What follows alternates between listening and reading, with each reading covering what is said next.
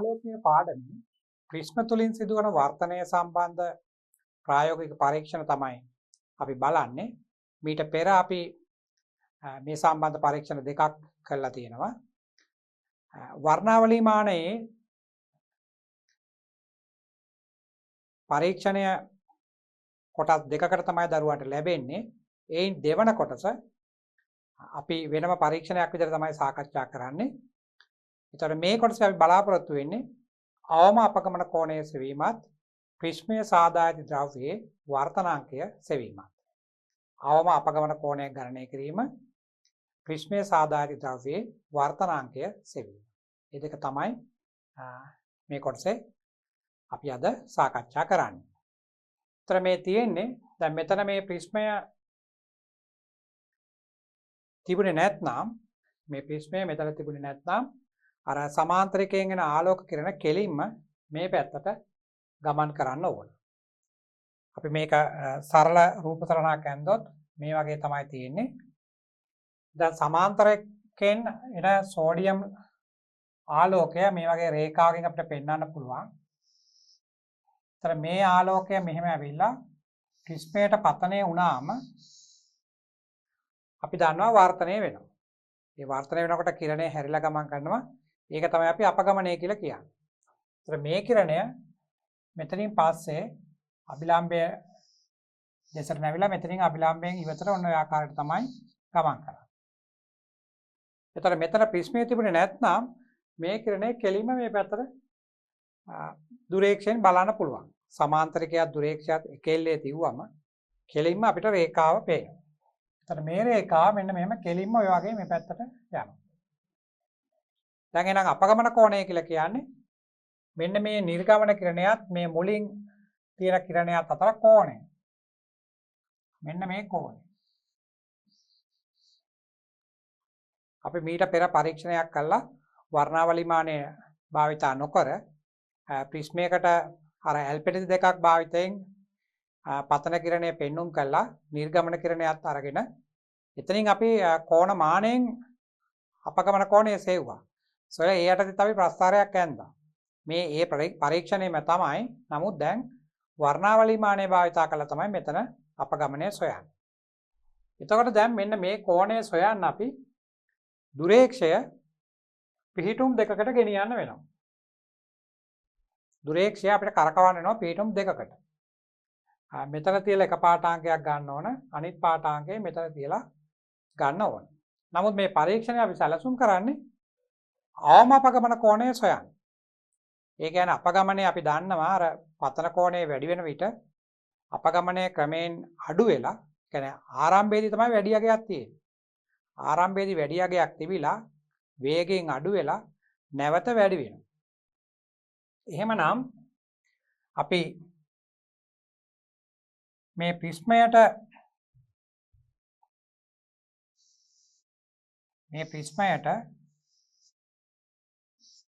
පතන කෝණය අඩුවෙන් එවුවා මේ වගේ.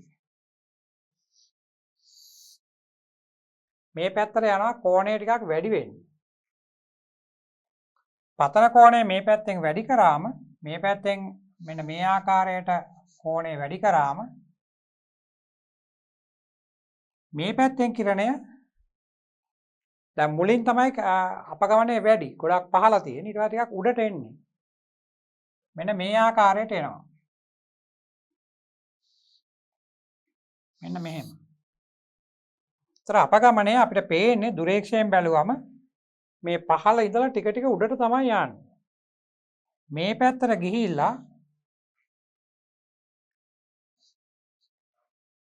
අපගමනය අඩු වෙනවා කියන්නේ ඒකනේ. මේ රේඛාව උඩට තමයි යන්නේ. ඒතර මේ රේඛාව උඩට ගිහිල්ලා නැවත හැරිලා එනවා. මෙහෙම ගිහිල්ලා ආයි මේ පැත්තට හැරෙනවා. එතකොට මේ රේඛාව උඩ පැත්තට ගිහිල්ලා නැවත අනිත් පැත්තට හැරෙනකොට ඒ අර හැරෙන මොහොත එතන තමයි ආවම අපගමනේ තියෙන්නේ. අන්න ඒක සොයා ගන්න අමාරුයි අපිට අර මීට පෙර පරීක්ෂණයේ අර ඇල්පෙනිදි භාවිතා කරලා පරීක්ෂණය කරපු ආකාරයෙන්. අපි එතනදී ප්‍රස්ථාරික ක්‍රමයක් භාවිතා කරලා ඒ ප්‍රස්ථාරයෙන් තමයි ආවම අපගමන අවස්ථාව ලබා ගත්තේ. නමුත් මේ පරීක්ෂණයේදී අපිට හරියටම පුළුවන් මේ කිරණය මෙහෙම උඩට ගිහිල්ලා අපගමනය අඩු වෙලා කොයි මොහොතේද නැවත ආපසු හැරිලා පල්ලෙහාට එන්නේ කියලා හොයන්න. එතනින් අපිට පුළුවන් අවම අපගමන අවස්ථාව සොයා ගන්න.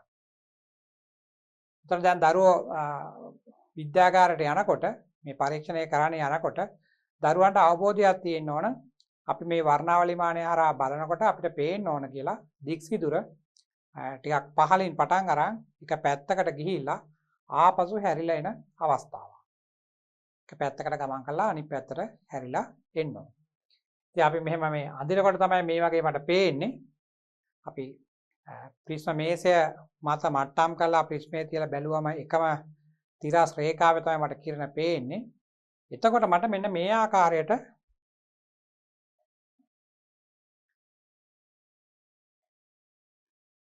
අපි මෙතන දික්සිදුර වර්ණාවලි මානය හරහා බලනකොට අපිට එතෙන්දි දකින්න ලැබෙන්නේ අර අවම අපගමන අවස්ථාවේදී දික්සිදුර එක්තරා දිශාවකට ගමන් කරලා නැවත අනෙක් පසට හැරිලා යන අවස්ථාවක්. මෙන්න මේ වගේ එකක් තමයි අපිට එතනදී පේන්නේ. දික්සිදුර මේ වගේ පැත්තකට ගමන් කරනවා පේනවා. දැන් මේවා ඔක්කොම තියෙන්නේ අර හරස්කම්බි දෙක මත. අපි මේක දුරේක්ෂය හරහානේ බලන්නේ. ඒතර හරස්කම්බි දෙක ඇතුලේ තියෙන ටිකක් තමයි මම මේ ඇඳලා පෙන්නන්නේ. ඒතර මේක මෙහෙම මේ පැත්තකට ඇවිල්ලා මෙහාට ඇවිල්ලා නැවත අනිත් පැත්තට හැරිලා යනවා පේනවා. මේ වගේ.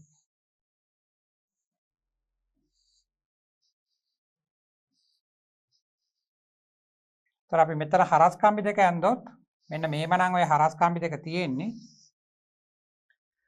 මම බලන්න ඕන මේ දික්සිදුර මේ පැත්තට මෙහෙම ක්‍රමයෙන් ගමන් කළා හරියටම මෙන්න මේ සිරස් හරස්කම්බිය මතට ඇවිල්ලා ඒ හරස්කම්බිය මතදී නැවත හැරිලා යන අවස්ථාව. අන්න ඒ අවස්ථාව තමයි ආවම අපගමන අවස්ථාව කියලා අපි දකින්නේ. ඒතර අපි පරීක්ෂණය කරාම දරුවන්ට එක බලන්න පුළුවන් කොහොමද මේ සෝඩියම් පානෙන් එන මේ දික්සිදුර කහ පැහැති සිදුර ටික ටික එක පැත්තකට ගමන් කරලා අනෙක් පැත්තට හැරිලා යන්නේ කියලා. දැන් මේ දික්සිදුර මේ විදිහට මේ ඉදිරියට මෙහාට ඇවිල්ලා මේ හරියටම හරස්කම්බිය මත තමයි හැරිලා ගමන් කරන්න ඕන. එබනම් මෙයාගේ අවසාන පිටුම අපි මෙතන තමයි අඳින්න ඕන. ඔන්න ඔය වගේ.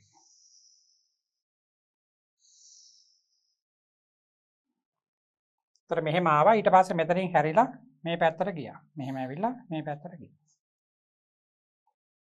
ඒතර ඒක හරියටම හරස්කම්බිය මතදී වෙන ආකාරයට වර්ණාවලි මානයේ දුරේක්ෂය කොටස තමයි අපි පොඩ්ඩක් එහාට මෙහාට කරකවන්න ඕන. දැන් අපි යම් මෙතන රූප සටහන බලන්න.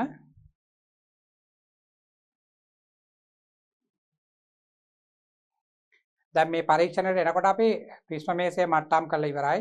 සමාන්තරිකය හදලා ඉවරයි. දුරේක්ෂය සමාන්තරාලෝකය ලබා ගන්න සකස් කරලා ඉවරයි.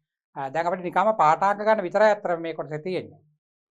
දැන් අපි මේ ප්‍රිස්ම මේසය මත ප්‍රිස්මය තියන්න ඕන. අර මම කිව්වා මේ දරුවන්ට කියලා තියෙනවා මීට පෙර පරීක්ෂණයේදීත් අර මේ ප්‍රිස්මය එක පැත්තක් අඳුරු කරලා තියෙන්නේ කියලා. ඒ අඳුරු කරපු පැත්ත මේ සමාන්තරිකයෙන් එළියට එන පැත්තට මේ පැත්තට වෙන්න ප්‍රිස්මය තියන්න ඕන මේ මේසය මත. ඒතර දැන් මේකේ වෙනත් රූපයක් දරුවන්ට ඉහළින් ඇඳොත් මේ කිරණය උඩින් එනවා කියලා ඇඳොත් මේ වගේ තමයි පේන්නේ. ඒතර අපි මෙන්න මේ වගේ ප්‍රිස්ම මේසය අඳිනවා නම් දැන් සමාන්තරාලෝකය මේ පැත්තෙන් නම් එන්නේ. ඒතර අපි දන්නවනේ දැන් වර්තනයක් නේ වෙන්න ඕන. ප්‍රිස්මය තුලින් වර්තනයක් තමයි වෙන්න ඕන. ඒතර මේ කේන්ද්‍රයට කිට්ටුවෙන් තමයි අපි ප්‍රිස්මයේ ශීර්ෂය කේන්ද්‍රයට එන්න තමයි තියන්නේ. අර අඳුරු කරපු පැත්ත අර පැත්තට වෙන්න තියෙනවා. මෙන්න මේ ආකාරයට අපිට පොඩ්ඩක් ප්‍රිස්මය හරවලා තියන්න පුළුවන්. මෙන්න මේ වගේ. ඔන්න ඔය වගේ තියන්න පුළුවන්. ඒතර අඳුරු කරපු පැත්ත තියෙන්නේ මේ පැත්තේ. දැන් ආලෝක කිරණයනේ මේ පැත්තේ. ඒතර මේ දිශාවේ පැමිණෙන ආලෝක කිරණයක් මෙතනින් පතනය වෙලා අභිලම්බය යන්තර පස්සේ අභිලම්බයේ දෙසට ගිහිල්ලා මෙන්න මෙහාට යනවා. අපි දුරේක්ෂයෙන් බලන්නේ මේ පැත්තේ. ඒතර මෙතන ප්‍රිස්මේ තියලා තිබුණේ නැත්තම් මේ කිරණේ කෙලින්ම යන්න ඕන. ප්‍රිස්මේ තියපු නිසා වර්තන දෙකකට භාජනය වෙලා අර පැත්තට යනවා. ඔන්න ඔය වගේ එකක් තමයි. ඒතර මේ රූප සටහනේ කියන්නේ මේක තමයි සමාන්තරිකයේ ඒක ඉස්සරහා තමයි සෝඩියම් පාන තියලා තියෙන්නේ. මේක තමයි දුරේක්ෂය. ප්‍රිස්මේ BC මුහුණත සමාන්තරකයේ එල්ලේ සිටිනසේ ප්‍රිස්මය ප්‍රිස්ම මේසේ හරි මැදින් තබා. මේ ශීර්ෂය තියානවන ප්‍රිස්මේ කේන්ද්‍රය කිට්ටුවට එන්න. තියලා මේ ප්‍රිස්ම මේස පොඩ්ඩක් කරකැවුවම මේ පැත්තට කරකැවුවම මෙන්න මේ මුහුණත අර ආලෝක කිරණ වලට පොඩ්ඩක් ආනත වෙන ආකාරයට දරුවන්ට මේක සකස් කර ගන්න පුළුවන්. ඔය ඒ තියෙන රූප සටහන. මීට අමතරව කියන්න ඕන අපි මේකේ සිද්ධාන්ත කොටස් සාකච්ඡා කරන දවස්වල මේකේ ගැටලු විසඳු වෙලාවේ අපි මෙතන කිරණ ඇඳලා අභිලම්බය ඇඳලා අභිලම්බයත් එක්ක මේ පැත්තට සරල රේඛා ඇඳලා පෙන්නවා කිරණ එන මාර්ගය. ඒතර අපි එක එක කිරණ එක එක තැන් වලින් එන විදිහට තමයි එතන අපි රූප සටහන් අඳින්නේ. මේ විදිහට.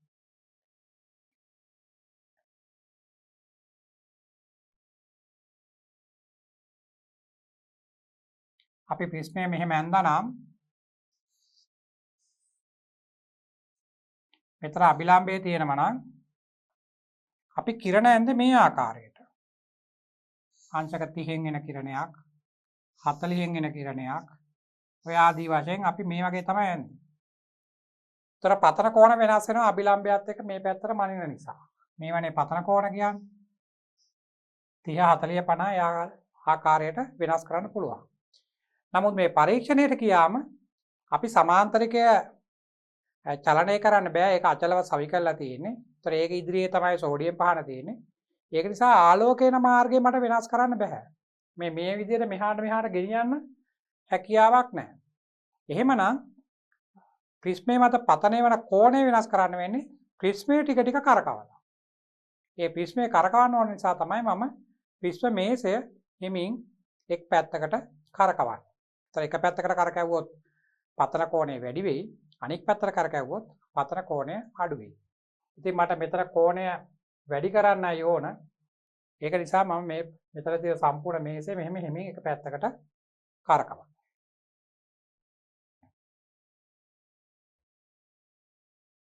මෙතන කියලා තියෙන ප්‍රිස්ම මේසෙ හරි මැදින් තබන්න කියලා තියලා මෙහෙන් ආලෝකයෙන් එක වෙනස් කරන්න බැරි නිසා මේ මෙතන පතනය වෙන කෝණය වෙනස් කරන්න වෙන්නේ මෙන්න මේ රතු පාටින් පෙන්වන ප්‍රිස්ම මේසය හිමින් කරකැවීමෙන් තමයි.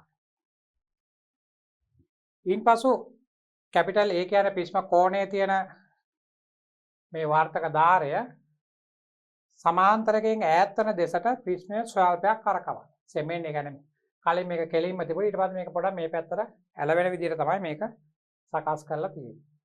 දැන් ඔය තියෙන කිරණ වර්තනය වෙලා ප්‍රිස්මය හරහා එන ආකාරය. එතන අර කිරණය අපගමනය වෙලා ගමන් කරනකොට අපි ඒක ඉස්සෙල්ලා දුරේක්ෂය හරහා බලන්නේ නැහැ. නිකන් ප්‍රිස්මයේ මුහුණතට එබිලා බලන්න පුළුවන්. මගේ ඇහැට එතකොට වැටෙනවා අර දික්සිදුරේ ප්‍රතිබිම්බය. ප්‍රිස්මය හරහා වර්තනය වෙලා ඇවිල්ලා තියෙන. ඒකයි මේ කියන්නේ AB මුහුණත දැස පියවි ඇසින් බැලුව විට දික්සිදුරෙන් නික්ම ප්‍රිස්මයෙන් වර්තනය වී එන කදම්බය පෙනේ. මේ විට ඒ කියන්නේ අපි නිකන් පියවෙස්ෙන් බලනවානේ බැලුවාම අර දික්සිදුර පේනවානේ. අන්න එතෙන්ට මම එහෙම බලාගෙන ඉන්න ගමන් දුරේක්ෂය කරකවාලා එතෙන්ට අරගෙන එක තමයි කරන්නේ. ඇස නොසෙල්ලා දුරේක්ෂයේ පිහිටුමට ගේන්න කියන්නේ ඒකයි. දුරේක්ෂය දෙස හරවා දික්සිදුරේ ප්‍රතිබිම්බය දෙස දුරේක්ෂය තුලින් බලන්න. ඒතර අර පියවෙස්ෙන් බලන නිකන් ඒතරම් දීප්තිමත්ම දික්සිදුරක් පේන්නේ නැහැ. නමුත් අපි අර දුරේක්ෂය කියලා බැලුවා අපිට ඊටාම තේවුණු ප්‍රතිබිම්බය හරස්කම් මත බලන්න පුළුවන්. අර අපි ප්‍රිස්ම මේසයේ කරකවනකොට අපි අතින් කරකවනකොට මේක විශාල දුරක් යනවනේ. එතකොට අපි අතින් කරකැවීම නිසා කෝණය විශාල වශයෙන් වෙනස් වෙන්න පුළුවන්.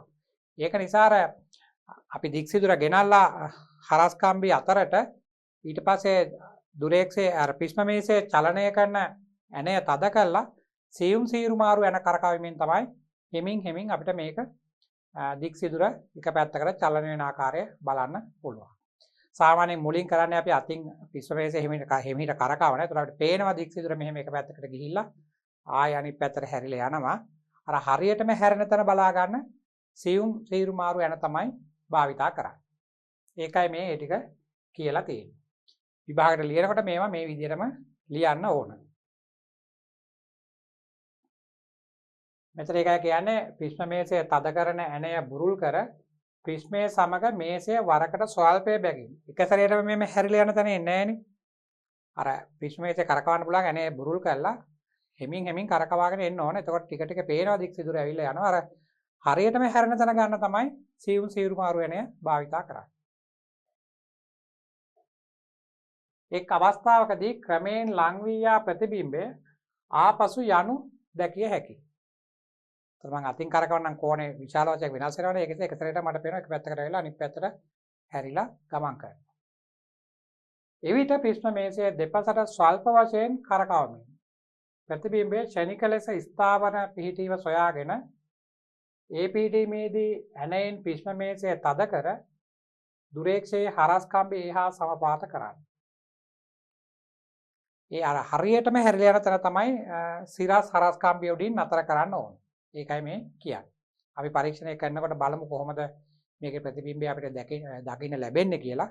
හරියටම හැරිලා යන අවස්ථාවේ තමයි අපි පාඨාංගය ගන්න අවශ්‍ය. දැන් එතකොට අපිට මේ ප්‍රිස්මය හරහා කිරණ වර්ධනය වෙලා ගමන් කරන නිසා දැන් පේන්නේ අපගමනයේ වෙච්ච කිරණේ තමයි පේන්නේ. ඒතර අපගමනයේ වෙච්ච කිරණයට අදාළ පාඨාංගය අරගෙන ඊට පස්සේ අපි ප්‍රිස්මය අයින් කරනවා. අයින් කළා සමාන්තරකයක් ප්‍රිස්ම මේසයේ හරහා ප්‍රිස්මය හරහා එන කිරණයක් දුරේක්ෂයට පතනය වුණාම එක එල්ලේ, ඒ කියන්නේ එකම රේඛාවේ තියෙන අවස්ථාවට නැවත ගන්නවා දුරේක්ෂය. ඒතර අපගමනයක් නැහැනේ. කෙලින්ම රේඛාවේ පේනවා මට දික් සිදුර. අන්න ඒ අවස්ථාවේ නවත්තලා නැවත ඒ පාඨාංගයක් ගන්නවා. ඒ අවස්ථාවේ අපිට මෙහෙම සමාන්තරකයේ තියෙනවා මෙතන ප්‍රිස්ම මේසයේ තියෙනවා. දැන් ප්‍රිස්ම මේසයේ උඩ ප්‍රිස්මය නැහැ. ඒක අයින් කරලා තියෙන්නේ, ඉවත් කරලා තියෙන්නේ. මේ පැත්තෙන් දුරේක්ෂය තියෙනවා. මෙතන උපනෙත තියෙන්නේ. මෙතනින් තමයි මම බලන්නේ. ඊට මේකෙන් බැලුවම කෙලින්ම දික්සිදුර මෙන්න මේ ආකාරයට පේනවා.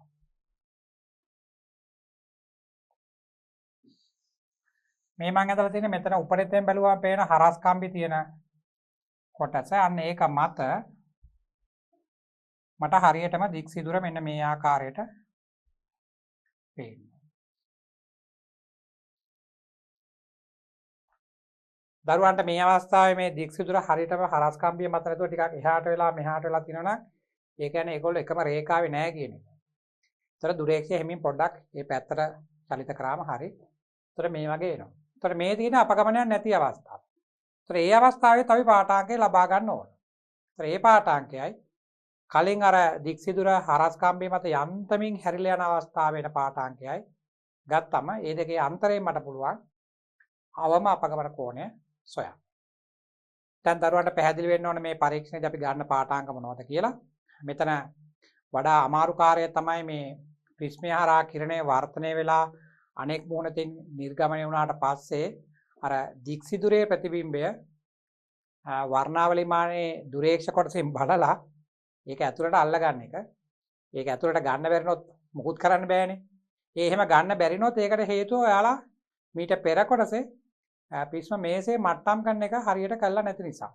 ඒක හරියට කරලා තියෙනම් ප්‍රිස්ම මේසේ උඩ ප්‍රිස්මේ තියලා පොඩ්ඩක් එහාට මෙහාට කරකැවුවම දරුවට තේරෙනවා සමාන්තරකෙන් ආලෝකය එන්නේ මේ විදිහට. එතකොට ප්‍රිස්මයට වැටෙන්නේ මෙහෙමයි. හැරෙන්නේ මේ පැත්තට. එහෙනම් මම මේ පැත්තෙන් බලන්න ඕන. අන්න යාකදී වශයෙන් මේක පරීක්ෂණය කරාම අවබෝධයක් ගන්න පුළුවන්. එhmenan අපි විද්‍යාගාරයට ගිහිල්ලා මේ කොටසට අදාළ පාඨාංක ලබා ගන්නේ කොහොමද? අවම අපගමන අවස්ථාව ලබා ගන්නේ කොහොමද? දික් සිදුරක් වර්ධනය වෙලා ආවට පස්සේ දුරේක්ෂය හරහා බලන්නේ කොහොමද කියලා තව ටිකක් ඉගෙන ගන්න. අපි විද්‍යාගාරයට ගිහිල්ලා මේවා සිදුවන්නේ කොහොමද කියලා පරීක්ෂණය කළා අවබෝධයක් ලබා ගනිමු. ඊට පස්සේ අපිට පුළුවන් මේකේ පාඨාංක ටික ලබා ගන්න. ඒවා ලබා ගත්තට පස්සේ අපිට පුළුවන් අදාළ සූත්‍ර භාවිතා කරලා අවම අපගමනය සහ වර්තනාංගයේ සම්බන්ධ කරන සූත්‍රයක් තියෙනවා. ඒකෙන් මේ ප්‍රිස්මයේ සාධාරණ ද්‍රව්‍යයේ වර්තනාංගය සොයන්න.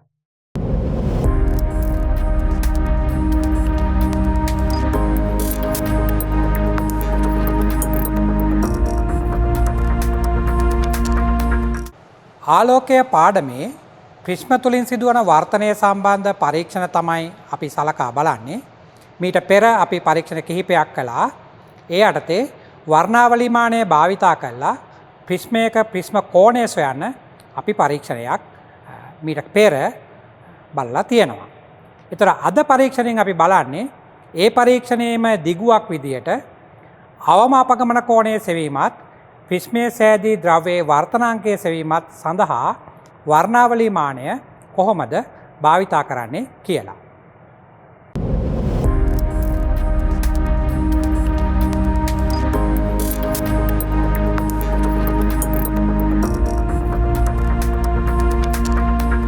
ආලෝකය පාඩමේ ප්‍රිස්ම තුලින් සිදුවන වර්තනය සම්බන්ධ ප්‍රායෝගික පරීක්ෂණ තමයි අපි සලකා බලන්නේ. මීට පෙර අපි අවම අපගමන කෝණය සෙවීමත් ප්‍රිස්මයක වර්තනය සම්බන්ධයෙන් අවදි කෝණය සෙවීමත් කියන ප්‍රායෝගික පරීක්ෂණ දෙක සාකච්ඡා කළා. අද අප සලකා බලන්නේ වර්ණාවලි මානය සහ ඒ ආශ්‍රිතව ප්‍රිස්මයකින් වර්තනාංකයේ සෙවීම කියන පරීක්ෂණ දෙක. මේක පරීක්ෂණ දෙකක් විදිහට අපි සාකච්ඡා කළත් විභාගයට දරුවන්ට ගැටලුව ලැබෙන්නේ එකක් විදිහට. නමුත් කාලච්ඡේද දෙකකට පරීක්ෂණය එන නිසා දරුවන්ට පාසලේදී මේක පරීක්ෂණ දෙකක් විදිහට තමයි සලකලා බලන්නේ. ඒතර පළමු පරීක්ෂණයේ තියෙන්නේ වර්ණාවලි මානය සීරු මාරු කරන හැටි, ඒක සකස් කර ගන්න හැටි සහ ප්‍රිස්ම කෝණය සෙවීම කියන පරීක්ෂණය. දෙවන පරීක්ෂණය තමයි වර්තනාංකය සෙවීම. අපි බලමු එයින් පළවෙනි පරීක්ෂණය. ඒ කියන්නේ වර්ණාවලි මානය සකස් කරන ආකාරයත් ප්‍රිස්ම කෝණය සෙවීමත් කියන පරීක්ෂණය. අපි පළමුවෙන් සලකා බලමු මේ පරීක්ෂණයට අපට අවශ්‍ය වන උපකරණ මොනවද කියලා. එතකොට මේ පාඩමේ නමින්ම තියෙනවා අපිට වර්ණාවලි මානය අවශ්‍යයි. ඊට අමතරව අංශක 60 මේ වගේ කුඩා ප්‍රිස්මයක් අවශ්‍යයි. අර මීට කලින් පරීක්ෂණයේදී අපි භාවිතා කළ ආකාරයේ විශාල ප්‍රිස්මයක් නෙමෙයි මෙතන ගන්නෙ. මේ වර්ණාවලි මානයේ ප්‍රිස්ම මේසේ උඩ තියන්න පුළුවන් කුඩා ප්‍රිස්මයක් තමයි අපි ගන්න. ඊට අමතරව ඒකවර්ණ ආලෝක කිරණ ලබා ගන්න අවශ්‍ය නිසා අපි සෝඩියම් පහනක් භාවිතා කරනවා. මේකෙන් පුළුවන් අපිට කහ පාට ආලෝකය ලබා ගන්න. එච්චරයි මෙතන අපිට අවශ්‍ය වෙන උපකරණ. වර්ණාවලි මානය, අංශක 60 ප්‍රිස්මය සහ සෝඩියම් ලාම්පුව. අපි පරීක්ෂණය ආරම්භ කරන්න කලින් මේ වර්ණාවලි මානය ක්‍රියා කරන ආකාරය හොඳින් තේරුම් ගන්න ඕන. මේකේ ගොඩාක් අපිට තියෙනවා සැකසුම් කරන්න, එහෙම නැත්නම් සීරු මාරු කරන්න. දරුවන්ට මේකේ පේනවා මේ චලනය කරන්න බැරි කොටසක්. මේ මෙතන තියෙනවා චලනය කරන්න බැරි කොටසක්. ඒක තමයි සමාන්තර කෙනෙක් කියලා කියන්නේ. මේක තියෙන්නේ අපිට අපේ පරීක්ෂණයට අවශ්‍ය සමාන්තර ආලෝකය ලබා ගන්න. අපි සෝඩියම් පහන තියන්නේ මෙන්න මෙතන ඉස්සරහා. මෙතන සෝඩියම් පහන තියුවම ඒකෙන් සමාන්තර ආලෝකය මෙන්න මේකෙන් අපි ගන්න ඕන මේ මම ඉන්න පැත්තට. ඒකට තමයි මේක තියෙන්නේ. ඒතර එයාගේ නම සමාන්තරිකය. එයාගෙන් එන්නේ සමාන්තර ආලෝකය. මම මේක ක්‍රියා කරන ආකාරය පස්සේ කියලා දෙන්නම් දරුවන්ට. මේ පැත්තෙන් පේන්නේ දුරේක්ෂ කොටස. මෙයා චලනය කරන්න පුළුවන්. මේක මේ ආකාරයට දරුවන්ට මෙහෙම දෙපැත්තට කරකවන්න පුළුවන්. ඒතර විභාගයේදී අහනවා දරුවන්ගෙන් මේකේ චලනය කරන්න පුළුවන් කොටස මොකද්ද?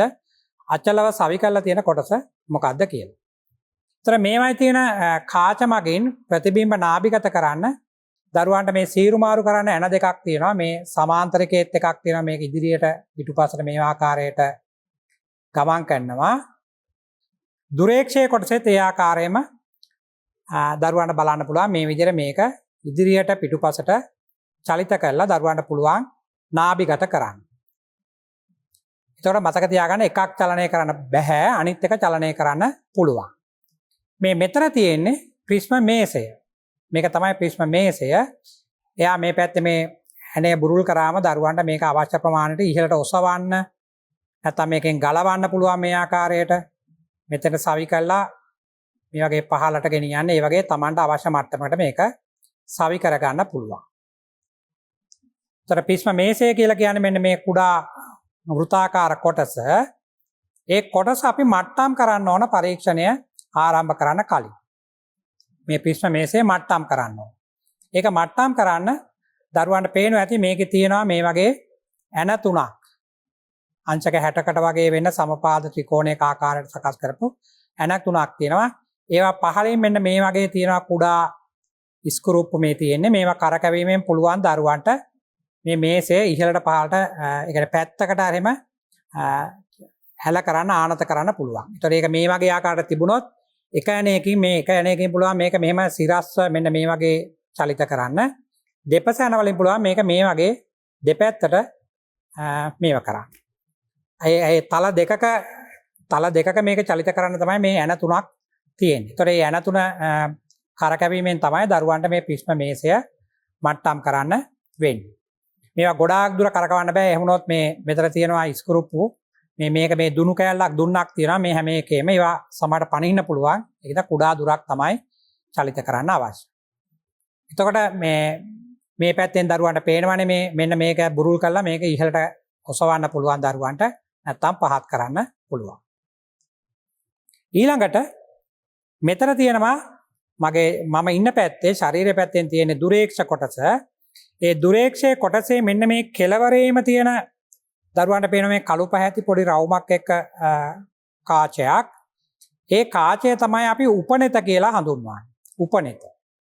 ඒතර පරීක්ෂණය ආරම්භ කරන්න කලින් මෙන්න මේ උපනෙත තමයි අපි සීරු මාරු කරන්නේ. මම දරුවන්ට පෙන්නන්නම් මේක මෙහෙම ඉදිරියට පිටුපසට තල්ලු කරන්න පුළුවන් පොඩි දුරකින් පොඩි දුර ප්‍රමාණයකින් මේක මෙහෙමයි. ඒ කියන්නේ ඉදිරියට පිටුපසට මෙන්න මේ වගේ තල්ලු කරන්න පුළුවන් මේ ආකාරයට. මෙන්න මේ වගේ. දරුවන්ට පේනවද දන්නේ මේක උපනෙතක් කියලා. පොඩි කාචයක් ගොඩක් දරුවෝ ඇත්තටම මේකේ වර්ණාවලි මානේ උපනෙත තියෙන තැන දන්නේත් නැහැ වගේ. සමහර අවස්ථාවල මේක ඉතා කුඩාවට තියෙනවා. බලන්න මේක මෙහෙම ඉදිරියට තල්ලු කරන්න පුළුවන්. නැත්නම් නැවත මෙහෙම පිටුපසට අදින්න පුළුවන්. මෙන්න මේ කොටසේ තමයි මේ උපනෙත කාචය තියෙන්නේ. දරුවන්ට පේනවා මේ පැත්තෙන් බැලුවොත් මේ තියෙන්නේ. මෙතන කාචයක් තියෙනවා. ඒක තමයි උපනෙත. පාසලේදී මේක මේ වර්ණාවලි මානෙන් එළියට ගලවලා ගන්න එපා. ඒක මේකේ සවි කරලා තියෙන්නේ. කුඩා දුරක් ඉදිරියට පිටුපසට චලිත කිරීම පමණයි දරුවෝ කරන්නේ. එතකොට දරුවන්ට මේක ඉදිරියට පිටුපසට තල්ලු කිරීමෙන් තුලින් පුළුවන් මේක ඇතුලෙන් පෙනෙන හරස් කම්බි පැහැදිලි කර ගන්න. ඒතර අපි පරීක්ෂණය ආරම්භ කරන්න පළමුවෙන් මේකෙන් ප්‍රිස්මේ තියලා වර්තනය හෝ පරාවර්තනය බලන කලින් කරන පළමු කාර්යය තමයි මේ උපනෙත සීරු මාරු කිරීම. ඒතර උපනෙතේ හරස් කම්බි පැහැදිලිව දර්ශනය වෙනතුරු තමයි එයා සීරු මාරු කරන්නේ. මම ඒක සීරු මාරු කරන විදිහත් කියලා දෙන්නම්. ඒතර එයා තමයි උපනෙත. මේ තියෙන දුරේක්ෂයේ කොටස පැහැදිලිව ප්‍රතිබිම්බයක් නාභිගත කරන්න තියෙන ස්ක්‍රූප්ව මේ තියෙන්නේ. ඒ දෙක චලිත කරන්න පුළුවන්. මෙයා සමාන්තර ආලෝකය ගැනීමේදී සමාන්තරිකය නාභිගත කරන්න තියෙන ස්ක්‍රූප්ව. ඊළඟට දරුවන්ට පේනවා ඇති මේක ඉදිරිපස තියෙනවා කුඩා දික් සිදුරක්. ඒ කියන්නේ පටු සිදුරක්. ඒක මෙන්න මේ ඇනේ කරකැවුවම මෙතන තියෙන මේ ස්ක්‍රූප්ව කරකැවුවම ඒක සම්පූර්ණයෙන්ම වහන්න පුළුවන් දරුවන්ට. මේක එක පැත්තකට කරකැවුවම සම්පූර්ණයෙන්ම වැහෙනවා. අනිත් පැත්තට කරකැවුවම ඒක ටිකක් ඈත් වෙනවා, පළල් වෙනවා. බලන්න. දැන් මේ වගේ මෙහෙම කරකැවුවම මේක ඒ කරකවන්නේ ඇත්තට මෙන්න මෙතනින් බලාගෙන තමයි කරකවන්නේ. මෙන්න මෙතන මේ සමාන්තරකේ දිහා දැන් බලන්න මම මේක මෙහෙම කරකවනකොට දරුවන්ට පේනවා මේ සිදුර පළල් වෙනවා. ගොඩාක් පළල් කරන්නේ නැහැ අපි මේ පරීක්ෂණවලදී දරුවෝ මේකේ સિદ્ધාන්ත කොටස ඉගෙන ගන්නවා. තියුණු පටු සිදුරක් තමයි එතන තියෙන්න ඕන කියලා. තියුණු පටු සිදුරක්. සමහර වෙලාවට එතන සිදුර ඇද වෙලා තියෙන්න පුළුවන්. සිදුර හරියට මෙහෙම සිරස්ව තියෙන්නේ නැතුව එක පැත්තකට මේ වගේ ආනත වෙලා තියෙන්න පුළුවන්. එහෙම ආනත වෙලා තිබුණොත් දරුවෝ පළමුවෙන් මේක හරියටම සිරස් පිහිටුමට ගන්න ඕන. ඒතර මෙතන දික් සිදුර පළල් එකක් තිබුණොත් ඒක පටු දික් සිදුරක් හදන්න ඕන දරුවෝ. උපනෙතේ කාචය මේ කාචය ඉදිරියට සහ පිටුපසට චලිත කළා හරස්කම්බි වල පැහැදිලි ප්‍රතිබිම්බයක් ලබා ගන්න ඕන පළමුවෙන්ම. ඒක තමයි එක කොටසක්. ඊළඟට මේ දුරේක්ෂය සීරු මාරු කරන්න ඕන සමාන්තර ආලෝකය ලබාගත හැකි ආකාරයට. අපි දන්නවා සමාන්තර ආලෝකය අපිට ලැබෙන්නේ අනන්තයෙන්. එහෙනම් අපි මේ දුරේක්ෂය සීරු මාරු කරන්න ඕන අනන්තයේ තියෙන කිසියම් වස්තුවක් දිහා. එහෙම නැත්නම් ඉතා ඈත තියෙන ගහක හරි ගහක කොළයක් වගේ දෙයක් බලන්න පුළුවන්. ඒ වගේ දෙයක් නාභිගත කරලා තමයි මෙයා සකස් කරන්න ඕනේ. ඒවා කරාට පස්සේ තමයි මේ සමාන්තරිකය සීරු මාරු කිරීම කරන්න තියෙන්නේ. මේ ප්‍රිස්ම මේසයත් මට්ටම් කරන්න පුළුවන්. මේක ඉහළට පහළට ගෙනියන්න පුළුවන් මෙන්න මේ කොටසෙන් මේ ආකාරයට මේ ඇණය බුරුල් කරලා. ඒක තමයි මේකේ තියෙන උපාංග. ඊට අමතරව දරුවන්ට පේනවා මෙන්න මෙතන තියෙනවා වර්ණීය පරිමාණයක් තියෙන වෘත්තාකාර පරිමාණයක්. මේ පැත්තේ තියෙනවා වර්ණීය පරිමාණයක් තියෙන වෘත්තාකාර පරිමාණයක්. ඒතර මේකේ සම්පූර්ණ රවුම අංශක 360ක් තියෙන්නේ. ඒ අංශක 360 තමයි අපි මෙතන වර්ණීය කොටස් වලට බෙදලා කුඩා කොටසක් අපි හදාගෙන තියෙන්නේ. කුඩාම මිනුම මේකේ කලා එකක් කියලා මෙතන සඳහන් කරලා තියෙනවා. දරුවන්ට පාඨාංකයක් ගන්නකොට ඒක බලන්න පුළුවන්. මේ පරිමාණ දෙකක් දෙපසින් තියෙන්නේ. ඔයාලා විද්‍යාගාරයේදී මේ පරීක්ෂණය කරනව නම් එක දරුවෙකුට පුළුවන් මේ පැත්තේ තියෙන මේ වර්ණීය කොටසෙන් සහ ප්‍රධාන පරිමාණයෙන් පාඨාංක ගන්න. ඒක එක දරුවෙක් මේ පැත්තෙන් පාඨාංක ගන්නව නම් අනෙක් දරුවට පුළුවන් පාඨාංක ගන්න මේ පැත්තේ තියෙන වර්ණීය පරිමාණය භාවිතා කළා. ඒ පාඨාංක එකිනෙකින් ස්වායත්තයි. මේකෙන් පාඨාංක ගන්න කෙනා ඒ පාඨාංක භාවිතා කරලා තමයි මේකේ ගණනය කිරීම කරන්න ඕන. මේකෙන් පාඨාංක ගන්න කෙනා එයාගේ පාඨාංක භාවිතා කරලා ගණනය කිරීම කරන්න ඕන. එතකොට මෙයා ගන්න පාඨාංකත් මේ පැත්තේ වර්ණීය පරිමාණයෙන් ගන්න පාඨාංකත් කලවම් කරන්න බෑ. පරීක්ෂණය අවසන් වෙනතුරුම තමන් එක වර්ණීය පරිමාණයක් භාවිතා කළා නම් ඒකෙන් තමයි සියලුම පාඨාංක ගන්න අවශ්‍ය. මේ දෙකේ මධ්‍යයන්ය ගැනීමෙන් වඩාත් නිවැරදි අගයක් ගන්න තමයි මෙතන දෙපැත්තේ දෙකක් සවි කරලා තියෙන්නේ. ඔන්න ඕවා තමයි මේකේ ප්‍රධාන වශයෙන් තියෙන සකස් කිරීමට අවශ්‍ය වන උපාංග ටික. ඒ ටික උපාංග ටික දරුවන්ට හසුරවන්න පුළුවන් නම් මේකේ පාඨාංකයක් ගන්න පුළුවන්. දරුවන්ට මේ පරීක්ෂණය ආරම්භ කරන්න කලින්ම කියන්න ඕන මේක ඊටාම සියුම්ම කරන්න ඕන. ටිකක් වෙලාව යන පරීක්ෂණයක්. මේක පාසලේදී ඔයාලා විද්‍යාගාරයේදී මේ පරීක්ෂණය කළා නැත්නම් දරුවන්ට විභාගයට ඇහුවම මේ ප්‍රශ්නය මේකට ගොඩාක් අයගේ උත්තර ගොඩාක් අවස්ථාවල වැරදි. එහෙම වෙලා තියෙන්නේ ගොඩක් වෙලාවට දරුවෝ වර්ණාවලි මානය පරීක්ෂණය පාසලේදී කළා නැති නිසා. එකක් මේකට හුඟක් වෙලාව යනවා. අනිත් එක මේකේ අපි ලබා ගන්න උත්සාහ කරන පාඨාංග ගන්නත් ටිකක් අමාරුයි. ඒ වගේම විභාගයටත් දරුවන්ට ප්‍රශ්න පත්‍රය ටිකක් අමාරු කරන්න ඕන වුණාම වර්ණාවලි මානයේ පරීක්ෂණය නිතර අහනවා. මොකද ඒක ඇහුවම ඇත්තටම ලකුණු 20න් ලකුණු 10කට වඩා ගන්න අමාරුයි ගොඩක් දරුවන්ට. ඒක නිසා මේක මම පරීක්ෂණය කරනකොට මේක විස්තර කරලා දෙනවා. ඊටාම හොඳින් මේක බලන්න කොහොමද කරන්න කියලා. දරුවන්ට පාසලේදී පරීක්ෂණය කරොත් සම්පූර්ණයෙන්ම හොඳ අවබෝධයක් එතකොට ලබා ගන්න පුළුවන්. දැන් මම දරුවන්ට පැහැදිලි කරන්නම් මේ පරීක්ෂණය අපි කොහොමද ආරම්භ කරන්නේ කියලා. එතකොට මේකේ පියවර ඊටාම වැදගත්. මුලින් කරන පියවර මැද හරියදී කරන්න බෑ මේ පරීක්ෂණයේදී. එතකොට අද කරපු දෙයකින් නවත්තලා ගිහිලා ඊළඟ දවසේ පරීක්ෂණය කරන්නත් බෑ. මොකද මේකේ සකස් කිරීම වෙනස් වුණොත් නැවත මුලින් ඉඳලා දරුවන්ට ඒවා සකස් කරන්න වෙනවා. ඒතර මුලින්ම තියෙන්නේ මේ උපනෙත සීරු මාරු කිරීම. උපනෙත. ඒතර උපනෙතේ හරස්කම්බි පැහැදිලිව පෙනෙන තෙක් මම මේ උපනෙත ඉදිරියට සහ පිටුපසට අදින්න ඕන. ඒක කරන්නේ උපනෙත තුලින් බලමින් උපනෙත තුලින් හරස්කම්බි දිහා බලමින් මම මේක ඉදිරියට පිටුපසට අදිනවා. එතකොට මේක ඇතුලේ තියෙන හරස්කම්බි දරුවන්ට ඊටාම තියුණුව පැහැදිලිව පෙනෙනවා. ඒක වැරදි තැනක තිබුණොත් දරුවන්ට හරස්කම්බි වල බොඳ වෙච්ච ප්‍රතිබිම්බයක් තමයි දකින්න පුළුවන් වෙන්නේ. අපිට අර මේ සාපේක්ෂව මේක වෙනස පේන්න ඕන නිසා අපි එක ඇසකින් මේකෙන් බලන ගමන් අනෙක් ඇසෙන් විද්‍යාගාරයේ සුදු පාට බිත්තියක් දිහා අපි මාරුවෙන් මාරුවට බලනවා. එකකින් අපි බිත්තිය දිහා බලනකොට බලලා අනිත් ඇහෙන් උපනෙත තුලින් බලනවා. නැවත ආයි බිත්තිය දිහා බලනවා. අන්න ඒ ආකාරයට කීප සැරයක් මාරුවෙන් මාරුවට මේක බලන ගමන් මේ කාචයේ ඉදිරියට සහ පිටුපසට ඇද්දම දරුවන්ට පුළුවන් මෙයාගේ හරස් කම්බි පැහැදිලිව පෙනෙන ආකාරයට මේක සකස් කරන්න.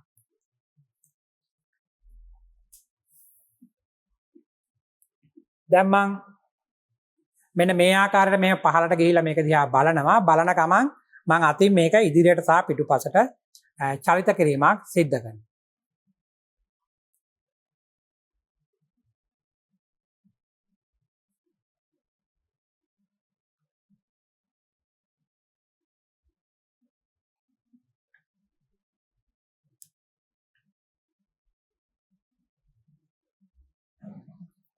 දැන් මට හරස් කම්බි වල පැහැදිලි තියුණු ප්‍රතිබිම්බයක් පේනවා. ඒ හරස් කම්බි දෙකෙන් එකක් තිරස්වත් අනෙක් එක සිරස්වත් තියෙන්න ඕන. මේ උපනිත කාචය මේ වගේ එක පැත්තකට පොඩ්ඩක් කරකැවිලා තිබුණොත් දරුවන්ට හරස් කම්බි දෙක තිරස්වා සිරස්ව නෙමෙයි පේන්නේ, පැත්තකට කරකැවිලා තමයි තියෙන්නේ. ඒතර ඒක පරීක්ෂණය ආරම්භ කරන්න කලින් හරියටම එක කම්බියක් සිරස්වත් අනෙක් කම්බිය තිරස්වත් තියෙන ආකාරයට සකස් කරන්න ඕන. දැන් මම මේක සකස් කරලා අවසන් වුණාට පස්සේ ආයිමත් මේ උපනිත කාචයට අපි අත තියන්නේ නැහැ. අපි පරීක්ෂණය සම්පූර්ණයෙන්ම අවසන් කරනතුරු ඊට පස්සේ කියන්නේ උපනිත සීරු මාරු කරාට පස්සේ ආයි ඒක වෙනස් කරන්න බෑ.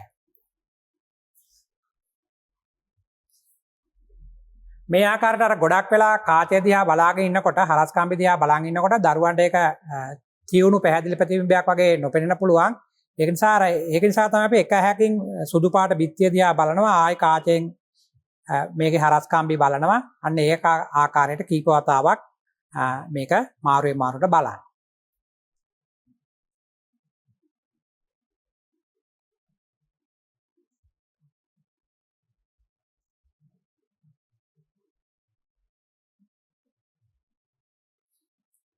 දැන් මට පැහැදිලි තියුණු ප්‍රතිබිම්බයක් පෙනෙනවා.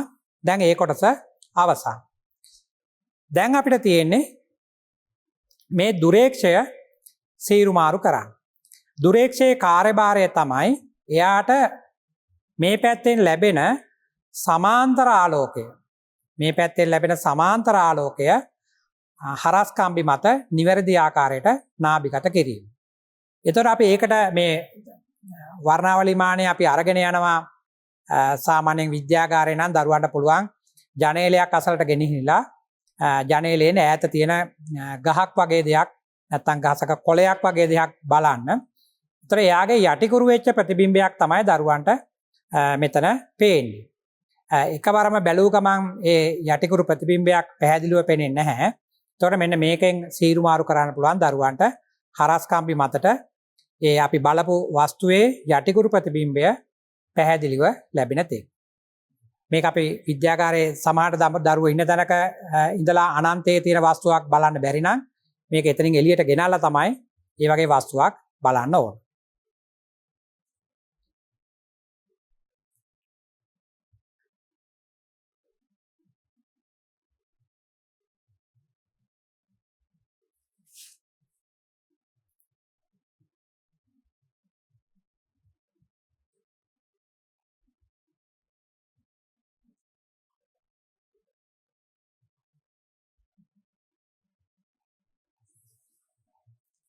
දැන් මට හරස් කම්බි මත ඊටාම පැහැදිලි තියුණු යටිකුරු ප්‍රතිබිම්බයක් පේනවා.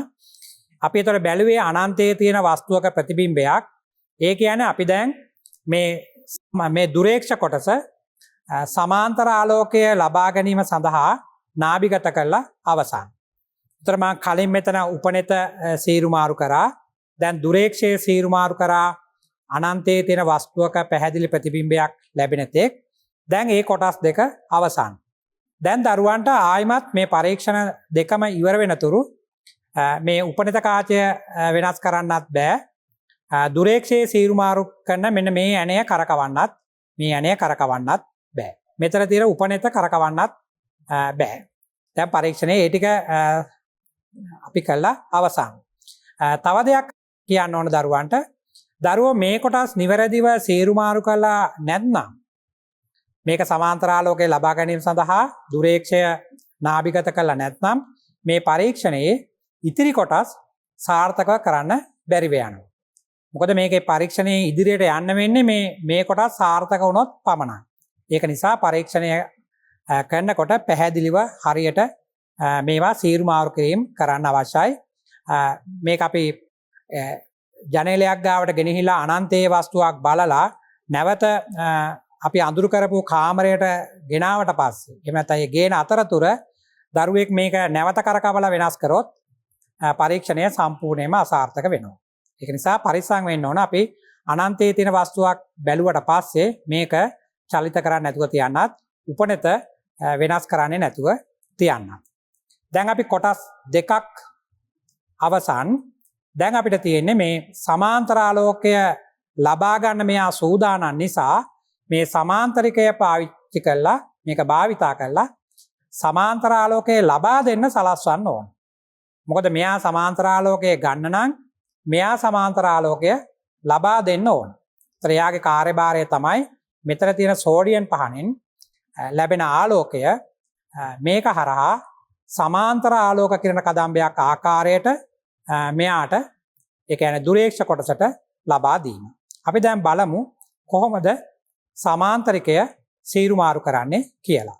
දැන් මම සෝඩියම් පහන මේ සමාන්තරිකයේ ඉස්සරහා තියලා තියෙන්නේ දරුවන්ට පේනවා ඒකෙන් ඒක වර්ණ ආලෝකයක් තමයි එන්නේ කහ පැහැති ආලෝකය. මේ දුරේක්ෂ කොටස තමයි මම මේ පැත්තකට කරලා තියෙන්නේ. එතකොට මට මෙතනින් පහළට ගිහිල්ලා මේ සමාන්තරිකයේ මේ මෙතන තියෙන කාචය හරහා බැලුවොත් අර දික්සිදුරේ ටිකක් විශාල ප්‍රතිබිම්බයක් පේනවා. මොකද මම තවම දික්සිදුර සිහින් පටු සිදුරක් බවට පත් කරලා නැහැ. බලන්න මේ ඇණය මෙතනින් කරකවනකොට දරුවන්ට පේනවා මේක මේ දික්සිදුර පළල් වෙනවා. නැත්තම් අනිත් පැත්තට කරකැවුවම පටු වෙනවා. ඒ වගේ එකක් දරුවන්ට පේනවා. ඒතර මේක කරකවන්න ඕන දරුවෝ මුලින් දුරේක්ෂයෙන් බලන්නේ නැහැ. අපි මෙතනින් බලාගෙන කරකවනවා. ටිකක් පටු සිදුරක් හදලා අර නිවැරදිම නාභිගත කිරීම සඳහා තමයි දුරේක්ෂ කොටස භාවිතා කරන්නේ. දැන් මෙහෙම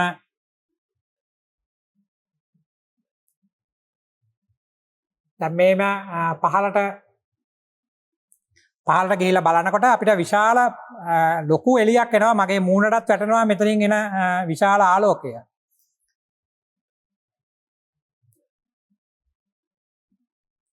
නමුත් අපි පරීක්ෂණය කරනකොට අපිට සිහින් පටු දික්සිදුරක් අවශ්‍ය නිසා මම දැන් මෙතනින් බලාගෙන මේ ඇණය මෙතනින් සීරු මාරු කරනවා. අවසානයේදී තියුණු ප්‍රතිබිම්බයක් ගන්න මම මේ දුරේක්ෂය හරහා තමයි බලන්නේ.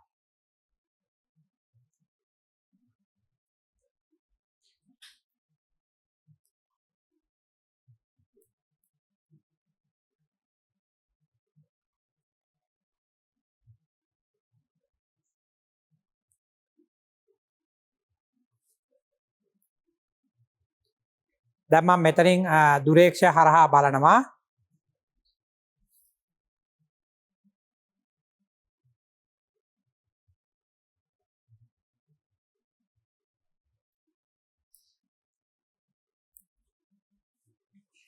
එතනින් බැලුවම අපිට පේනවා මේ උපනත කාචයත් එක්ක හරස්කම්බි මත ඒ තරම් තියුණු ප්‍රතිබිම්බයක් පේන්නේ නැහැ. ටිකක් පළල බොඳ වෙච්ච ආකාරයේ පින්තූරයක් තමයි අපිට බලන්න පුළුවන්. දැන් එයා හරස්කම්බි මතට පැහැදිලිව සීරු මාරු කරලා නාභිගත කරන්න අවශ්‍ය නිසා මේ සමාන්තරිකය මම දැන් මෙතනින් කරකවලා සීරු මාරු කරනවා. ඒතර මේක මම කරකවන්නේ මෙතනින් බලාගෙන. උපනෙත මෙතනනේ තියෙන්නේ. අපි හැමතිස්සම උපනෙත හරහා තමයි බලන්නේ. එතනින් බලන ගමන් මේ සමාන්තරිකය කරකවලා පැහැදිලි ප්‍රතිබිම්බයක් නාභිගත කරනවා.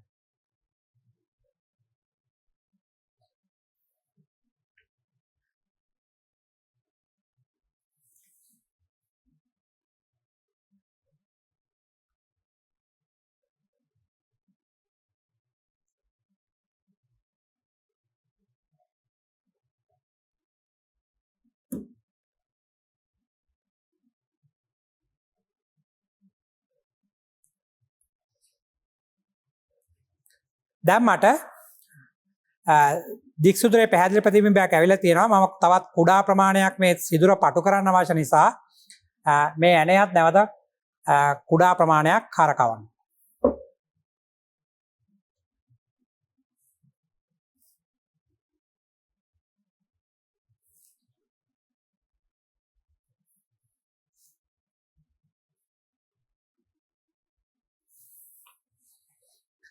දැන් අපි සමාන්තරකයේ සීරු මාරු කරලා අවසන්.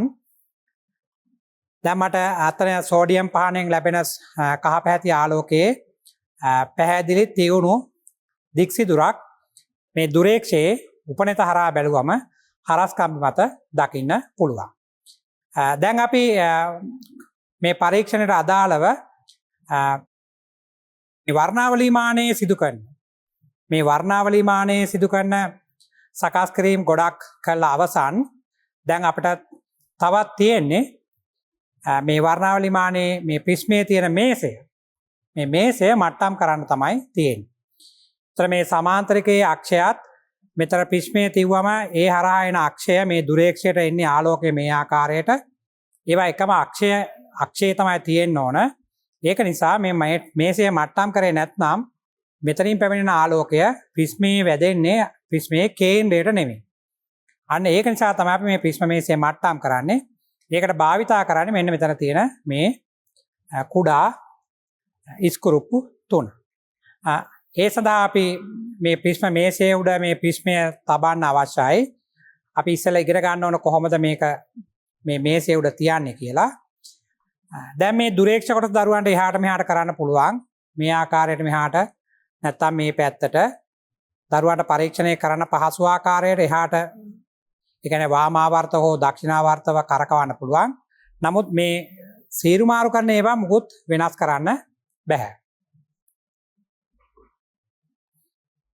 දැන් බලන්න මේ ප්‍රිස්ම මේසය කොහොමද අපි සකස් කරන්නේ කියලා.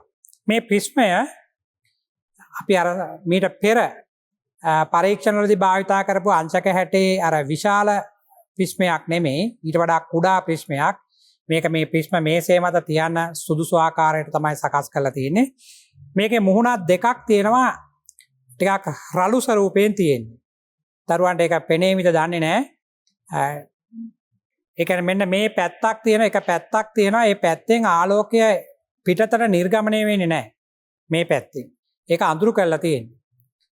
මම දරුවන්ට පෙන්නන්නම් බලන්න ඒ දෙපසක වෙනසක් පේනවද කියලා. මේ එක පැත්තක්. මෙන්න මේ පැත්ත ආලෝකය එන පැත්තක් මේ පැත්ත. ඊට වඩා වෙනස් මෙන්න මේ පැත්ත.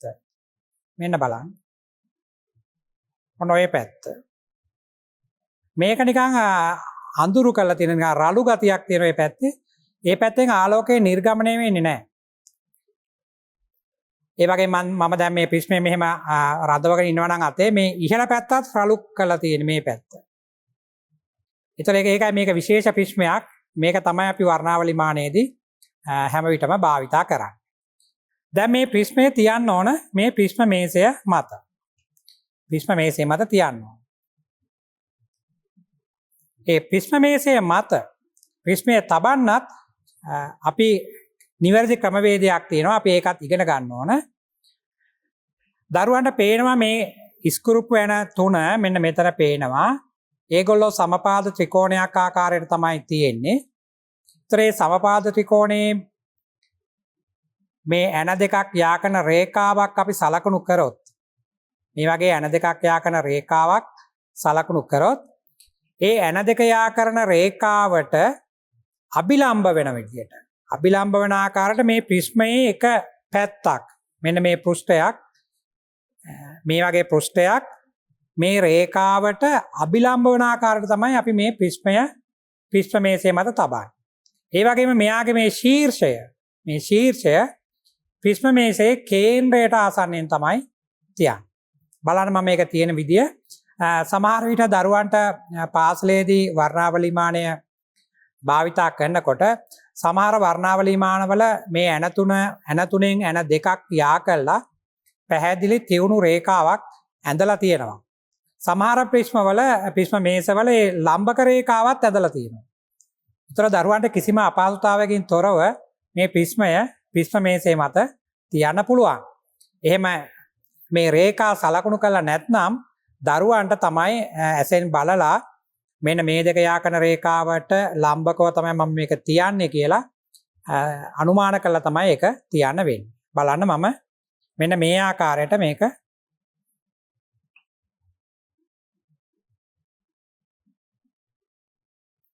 ඔන්න ඔය ආකාරයට මේ මේසේ උඩ මේක තියෙනවා. දැන් මෙන්න මේ ධාරය දරුවන්ට පේනවද? මෙන්න මේ ධාරය තියෙන්නේ මෙන්න මේ පැත්තට තියෙන ඇන දෙක යාකන රේඛාවට අභිලම්බ වෙන්න තමයි තියලා තියෙන්නේ. තියලා දැන් ප්‍රිස්මයේ අපි ප්‍රිස්ම කෝණය කියන්නේ මෙන්න මේ කෝණය. ඒ කෝණය මේ සමාන්තරිකයේ පැත්තට එන විදිහට මම මේක ටිකක් කරකවන. දරුවන්ට පුළුවන් මේ ප්‍රිස්ම මේසේ තද කරන ඇණයක් තියෙනවා. මේ ඇණය පොඩක් බුරුල් කරලා මේක මෙන්න මේ ආකාරයට කරකවන්න පුළුවන්.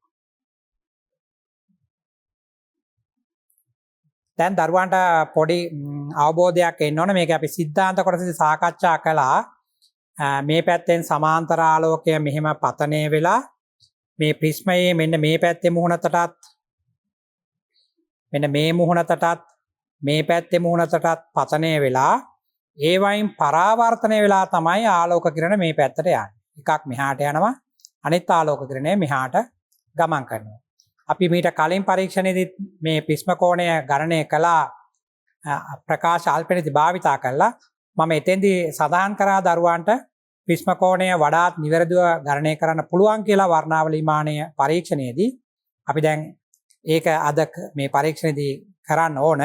අපි ඊට පෙර මේ ප්‍රිස්ම මේසයේ මට්ටම් කිරීම තමයි මේ සිදු කරන්නේ.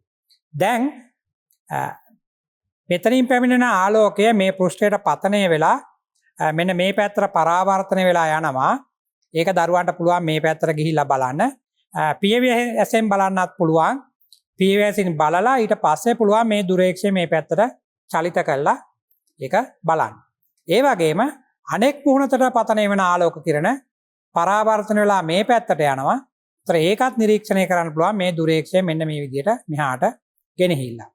ඒ දුරේක්ෂය ගෙනියන්න පෙර දරුවන්ට පියවි ඇසින් පුළුවන් ඒ ප්‍රතිබිම්බ නිරීක්ෂණය කරන්න. ඒතර දරුවෝ මතක තියාගන්න ඕන මේ ප්‍රිස්මය අපි මෙතන තියුවට පස්සේ අපි මේ කොටසේදී ප්‍රිස්ම මේසයේ මට්ටම් කරන කොටසේදී ආලෝකය සිදු කරන්නේ පරාවර්තනයක්. වර්තනය නෙමෙයි. මෙතන සිදු වෙන්නේ පරාවර්තනයක්. ඒක නිසා මේ කොටසේදී මේ ඒක වර්ණ ආලෝකයේ භාවිතා නොකර සුදු පාට ආලෝකයේ තියෙන ප්‍රභවයක් මෙතෙන්ට භාවිතා කළත් දරුවන්ට මේ කොටස නිවැරදිව සිද්ධ කරන්න පුළුවන්. මේ කොටස පමණක්. අර මේකේ අර විභාගයේදී දහනකොට දරුවන්ගෙන් අහනවා මේ පරීක්ෂණයේ මේ ප්‍රිස්ම කෝණය සොයන කොටසෙදිත් ඊළඟ කොටසේ වර්තනාංකය සොයන කොටත් ආලෝකයට මොකද්ද වෙන්නේ කියලා. මෙතෙන්දි වෙන්නේ පරාවර්තනයක්. ඊළඟ කොටසෙදි වෙන්නේ වර්තනයක්.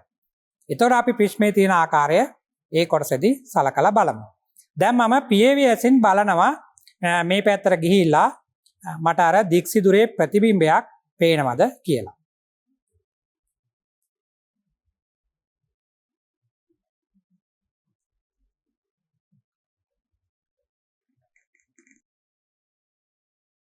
මෙන්න මෙතනින්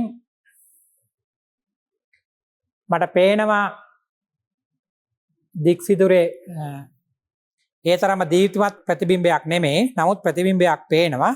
මම මේ බලපු තැනට දැන් මේ දුරේක්ෂය අරගෙන යනවා.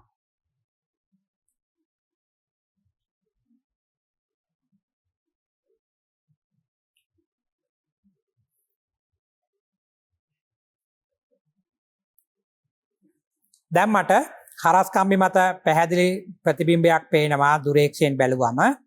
දැන් දරුවන්ට අවබෝධ වෙන්න ඕන මෙතනින් පැමිණෙන ආලෝක කිරණ මේ පෘෂ්ඨයට පතනය වෙලා එතනින් පරාවර්තනය වෙලා මෙන්න මේ පැත්තට ගමන් කරලා තියෙනවා කියලා. එතකොට මෙන්න මේ පිහිටීමට අදාළ පාඨාංගයක් අපිට දැන් ලබා ගන්න තියෙනවා. නමුත් මේ මම මෙතන බලපු ප්‍රතිබිම්බයේ දික් සිදුර මෙතන හරස් කම්බි මත තියෙන්නේ තිරස් හරස් කම්බියෙන් ඉහළට සහ පහළට සමමිතිකව නෙමෙයි. ඒ කියන්නේ දික් සිදුර තියෙන්න ඕන හරස් කම්බි මත සමමිතිකව. අපි තිරස් කම්බියත් එක බැලුවොත් දික් සිදුරෙන් භාගයක් ඉහළ භාගයක් පහළ. නමුත් මේකේ තියෙන එක පැත්තකට ටිකක් වැඩි වෙච්ච ආකාරයකට තමයි තියෙන්නේ. එහෙම වෙන්න හේතුව තමයි මේ ප්‍රිස්ම මේසය මට්ටම් වෙලා නැති නිසා. ඒතර අපි දැන් අපේ අරමුණ ආරම්භයේදී අපි කරන්න උත්සාහ කරන්නේ මේ ප්‍රිස්ම මේසය මට්ටම් කරන්න. ඒක නිසා මම ඒ දික් සිදුර අර තිරස් හරස් කම්බියෙන් එක් අර්ධයක් ඉහළත් අනෙක් අර්ධය පහළත් තියෙන ආකාරයට සකස් කරන්න අවශ්‍යයි. අපි ඊට කලින් මේ පැත්තෙනුත් බලමු කොහොමද දික් සිදුර අපිට නිරීක්ෂණය වෙන්නේ කියලා.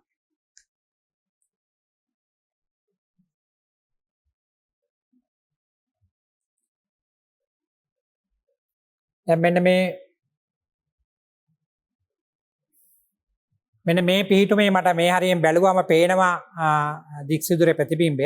සාමාන්‍යයෙන් මේක අඳුරු කරන ලද කාමරයක නම් අපි මේ පරීක්ෂණය කරන්නේ. මෙතන ඊටාම තියුණු ආලෝකයක් නිකුත් කරන සෝඩියම් පහනක් තියෙනවා නම් පාසලේදී නම් අපි දැකලා තියෙනවා දරුවෝ මේකෙන් මේ ප්‍රතිබිම්බය නිරීක්ෂණය කරනකොට දරුවන්ගේ මේ ඇඳුමට වැටෙනවා අර දික් සිදුරේ ප්‍රතිබිම්බ. අපිට පියවැසියෙන් බැලුවම නිකම් පේනවා. අපි අර ඊටාම තියුණු ප්‍රතිබිම්බය ගන්නත් පාඨාංගය ගන්නත් තමයි මේ දුරේක්ෂ කොටස භාවිතා කරන්නේ. මම දැන් මේක මේ පැත්තට ගෙනහිල්ලා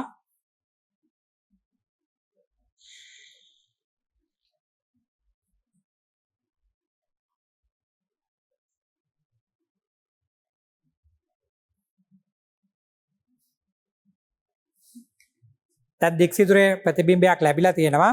ඒ පැත්තේ තියෙන්නේ තිරස් හරස් කම්බියට හරිම මට්ටමට නෙමෙයි තියෙන්නේ. පොඩ්ඩක් එක පැත්තකට ඉස්සිලා තියෙන්නේ. ඒක නිසා දැන් මට මේ ප්‍රිස්ම මේසය මට්ටම් නැහැ කියන එක පැහැදිලි. දැන් මම ඒක මට්ටම් කරන්න ඕන. ඒක මට්ටම් කරන්න තමයි මෙන්න මේ මෙතන තියෙන මේ ඇන තුන භාවිතා කරන්නේ. දැන් හොඳින් මේක බලන්න මම කොහොමද මේක මට්ටම් කරන්නේ කියලා. ඒක කරන්නත් ක්‍රමවේදයක් තියෙනවා.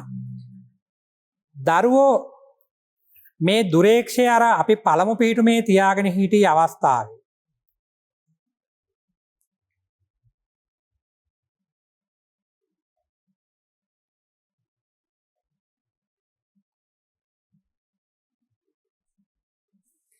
මෙන්න මේ පිටීමේ දුරේක්ෂය තියලා තියෙන අවස්ථාවේ අපි ප්‍රිස්ම මේසය මට්ටම් කරන්න ආරම්භ කරනවා නම් දරුවන්ට පුළුවන් මේ දුරේක්ෂ කොටස පැත්තේ තියෙන ඇන දෙක මෙතන තියෙනනේ ස්ක්‍රූප් ඇන දෙකක් ඒ ඇන දෙක දැන් මේ තියෙන දුරේක්ෂය තියෙන පැත්තට වෙන්නනේ තියෙන්නේ මේ පැත්තේ තමයි තියෙන්නේ මෙන්න මේ ඇණයත් මේ ඇණයත්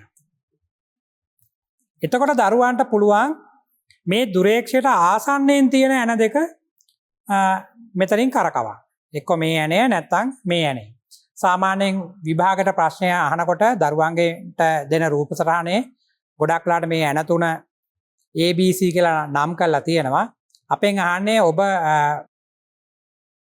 චලිත කරන්නේ කුමන ඇණයද කියලා තමයි අපෙන් අහන්නේ අකුරක් දීලා අපෙන් අහනවා ඒකේ නම මොකක්ද කියලා. එහෙමයි අහන්නේ. ඒක තේරුම් ගන්න මෙහෙමයි. අපි මේ දුරේක්ෂ කොටස තියෙන පැත්තට ආසන්නයෙන් තියෙන ඇන දෙක මේ පැත්තේ ඉඳලා කරකවනවා නම් මේ දුරේක්ෂය මේ පැත්තට ගෙනිච්චට පස්සේ දැන් මම මෙහෙම අරන් යනවනේ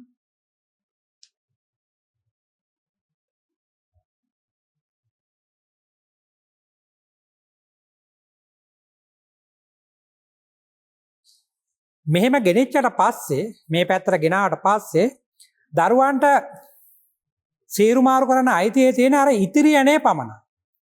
අපි මුලින් මේ ඇන දෙකනේ සීරු මාරු කරේ ඉහළට පහළට කරකැව්වේ. දැන් දරුවන්ට පුළුවන් මෙන්න මේ ඇනේ පමණයි භාවිතා කරන්න. ඒතර දුරේක්ෂය මේ පැත්තට ගෙනිච්චම මේ ඇනේ කරකවන්න පුළුවන්. මේ පැත්තේ තියෙනකොට මේ ඇන දෙක කරකවන්න පුළුවන්. ඒක මේකෙන් බලාගෙන තමයි කරන්නේ. අපි උපනෙත හරහාගෙන් බලාගෙන මේ ඇන කරකවනකොට දරුවන්ට පේනවා මේ දික් සිදුර සිරස්ව ඉහළ පහළ යනවා. දික් සිදුරේ සිරාස ඉහළ පහළ යනවා. ඒතර ඒක අර තිරස් රේඛාවෙන් අර්ධයක් ඉහළත් අර්ධයක් පහළත් තියෙන විදිහට සකස් කිරීම තමයි කරන්න ඕන. ඒක එකවර කරන්න බෑ. කීප වතාවක් මේ පැත්තෙන් බලනවා නැවත අර පැත්තෙන් බලනවා. මේ යන්නේ කරකවනකොට නැවත වෙනස් වෙනවා. ඊට පස්සේ ඒක නැවත මෙහාට ගේන්න ඕන. ඒ වගේ කීප වතාවක් මේක සකස් කිරීමෙන් තමයි හරියටම දික් සිදුර තිරස් රේඛාවට අසල අර්ධයක් ඉහළටත් අර්ධයක් පහළටත් තියෙන ආකාරයට හදන්න පුළුවන්. දැන් මම මේ පැත්තෙන් බලන නිසා මෙන්න මේ යන්නේ තමයි කරකවන්නේ.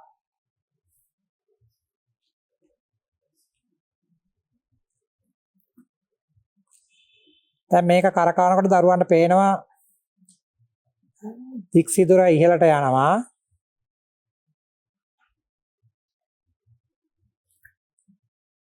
අපි දිගටම ඒ යන්නේ කරකවන්නේ නැහැ. එහෙම වුණොත් මේ පැත්තෙන් ඔයාලට දික් සිදුර නොපෙනී යන්නත් පුළුවන්.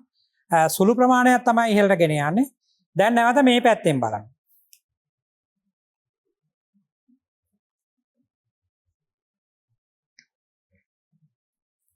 ඒතර දැන් කරකවන්නේ මේ යන දෙක. මේ දෙක.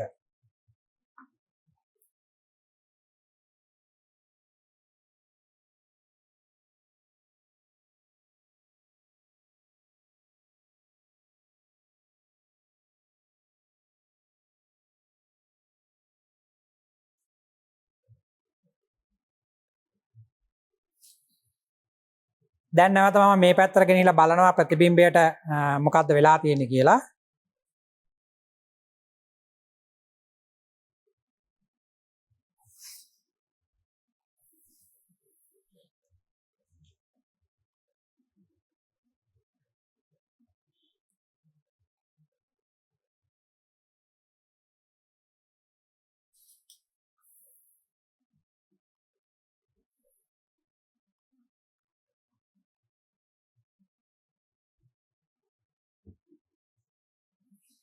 දැන් මට දික් සිදුර තිරස් රේඛාවට සමමිතිකව තියෙනවා බලන්න පුළුවන්. ඒ කියන්නේ දැන් ප්‍රිස්ම මේසය මට්ටම් වෙලා අවසන්.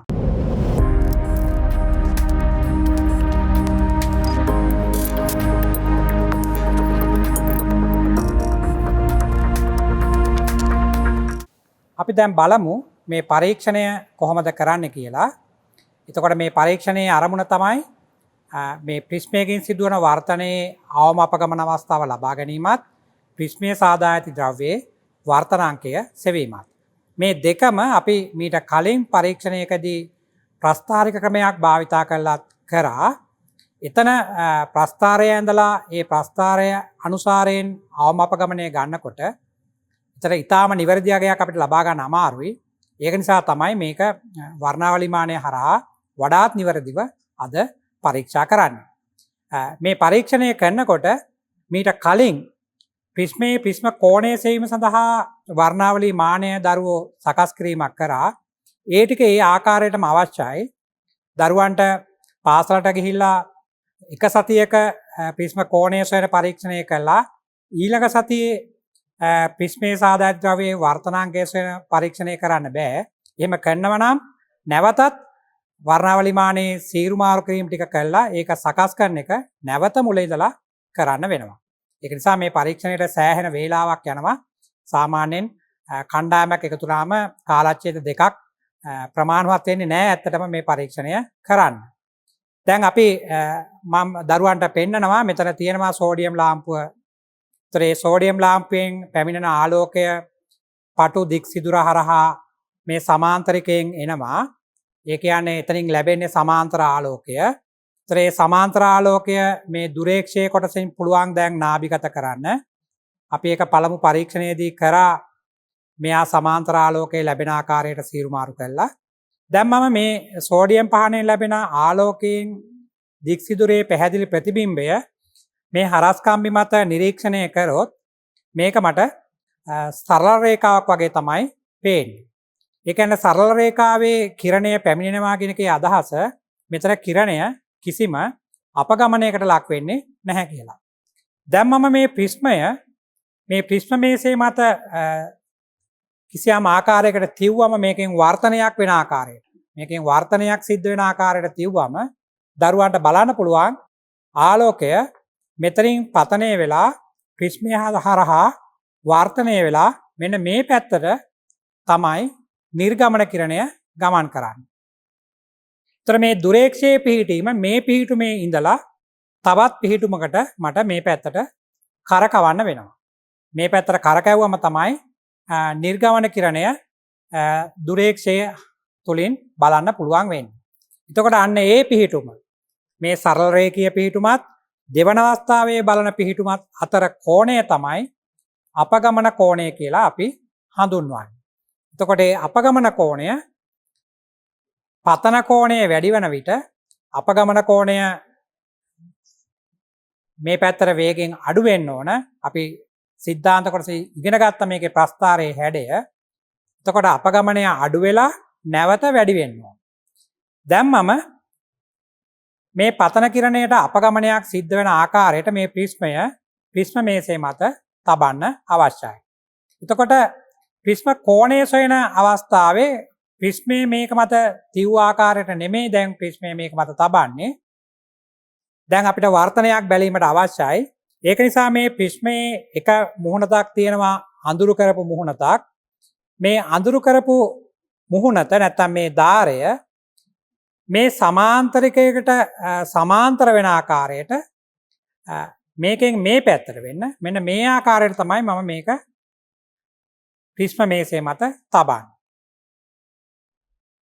දැන් මේ ආකාරයට ප්‍රිස්ම මේසය මත ප්‍රිස්මය තැබුවම මේ අඳුරු කරපු පැත්ත තියෙන්නේ ප්‍රිස්ම මේසයෙන් එළියට වෙන්න. මේ පැත්තට වෙන්න තියෙන්නේ. ඒ නිසා මේ පැත්තට ආලෝකය ගමන් කරන්නේ නැහැ. දැන් මෙතනින් පැමිණෙන ආලෝකය මෙන්න මේ මූණතට වැටිලා එතනින් ප්‍රිස්මය තුලට වර්තනය වෙලා මෙතනින් නිර්ගමනය වෙනවා මෙන්න මේ පැත්තට. මෙන්න මේ පැත්තට. එතකොට මේ නිර්ගමන කිරණය තමයි මම දැන් දුරේක්ෂය භාවිතා කරලා හරස් කම්බි මතට ලබා ගන්න ඕන. ඒ හරස් අතර තියෙන දික්සිදුරේ ප්‍රතිබිම්බය. ඒක නිසා මම දැන් මේ දුරේක්ෂය මේ පැත්තට ගෙන යනවා. ගෙනහිලා හරස් කම්බි මතට බලනවා මෙයාගේ ප්‍රතිබිම්බයක් ග්‍රහණය කරගන්න පුළුවන්ද කියලා. මේක දුරේක්ෂය තුලින් නොබලා දරුවන්ට පියවියසින් බලන්නත් පුළුවන්. ඒත් දරුවන්ට ඊටාම පහසුවෙන් මේ වර්තනය වෙන ප්‍රතිබිම්බය මේ පැත්තෙන් නිරීක්ෂණය කරන්න පුළුවන්.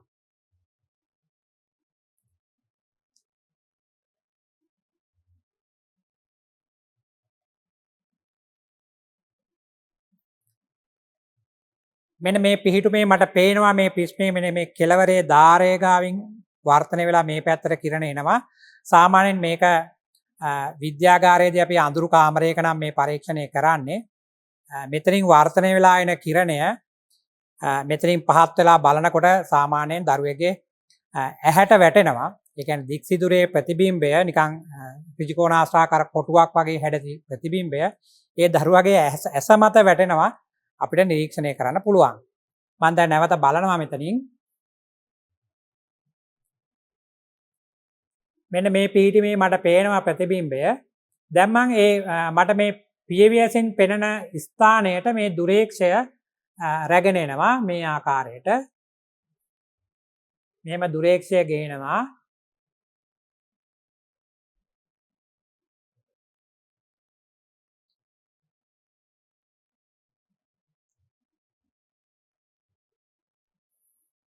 දැන් මට මෙන්න මේ පිහිටුමේ දුරේක්ෂයෙන් පේනවා මෙතනින් පතනය වෙන කිරණය වර්තනය වෙලා ගමන් කරපු ආකාරය.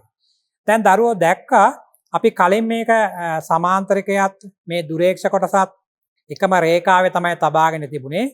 දැන් මම මේ පැත්තට ගොඩාක් හරවලා තියෙනවා දුරේක්ෂය. ඒතර දරුවන්ට තේරෙන්න ඕන මෙතන ආලෝක කිරණයක් විශාල අපගමනයකට ලක් වෙලා තියෙනවා කියලා. ඒතර අපේ පරීක්ෂණයේ අරමුණ පතන කෝණය වෙනස් කරන විට මේ අපගමන කෝණය කොහොමද වෙනස් වෙන්නේ කියලා බලන්න. එතකොට දැන් දරුවෝ බලන්න අපි සිද්ධාන්ත කොටසේදී පොතේ කිරණ සටහනක් අඳිනකොට අපි ආලෝක කිරණයක් පතනය වෙන බව පෙන්වන රේඛාවක් අඳිනවා. ඒ රේඛාව තමයි දැන් මෙතන මේ සෝඩියම් පහනෙන් පැමිණෙන ආලෝකයෙන් පෙන්눔 කරන්නේ. ඒතර ප්‍රිස්මයට දරුවන්ට අභිලම්භයක් අඳින්න සිද්ධ වෙනවා. දැන් දරුවන්ට පේනවා ඇති මෙතන මේ ප්‍රිස්ම ධාරය කියන්නේ මෙන්න මේ ධාරය. ඒතර ඒ ධාරයට තමයි අභිලම්බය අපිට හිතන්න වෙන්නේ. එhmenan අභිලම්බය මට මෙන්න මේ ආකාරයට මෙන්න මේ පැත්තට තමයි තියන්න වෙන්නේ මෙහෙම අභිලම්බය. ඒතර මේ අභිලම්බයත් මේ පැත්තෙන් එන රේඛාවත් අතර කෝණය තමයි මෙන්න මෙහෙම තියුවොත් තියෙන කෝණය තමයි පතන කෝණය කියලා කියන්නේ. මෙන්න මේ කෝණය. දැන් මම කරන්න උත්සාහ කරන්නේ මේ පතන කෝණය වැඩි කරන්න ඕන. සිද්ධාන්ත කොටසදී අපි පතන කෝණය වැඩි කරන්නේ පතන කිරණය එක එක තැන් වලින් එන ආකාරයට ඇඳලා.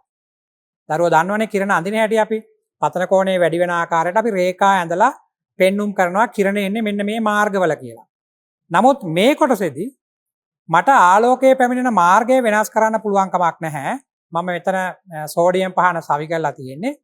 ඒතර ආලෝකයේ ගමන් කරන මාර්ගය නිශ්චිතව සවි කරපු මාර්ගයක් තියෙන්නේ. එහෙමනම් දැන් මෙතන सिद्ध කරන්න වෙන්නේ අපිට ප්‍රිස්මයේ කරකැවීම තමයි කරන්නේ. ප්‍රිස්මයේ කරකවලා තමයි මම දැන් ප්‍රිස්ම කෝණය වෙනස් කරන්නේ.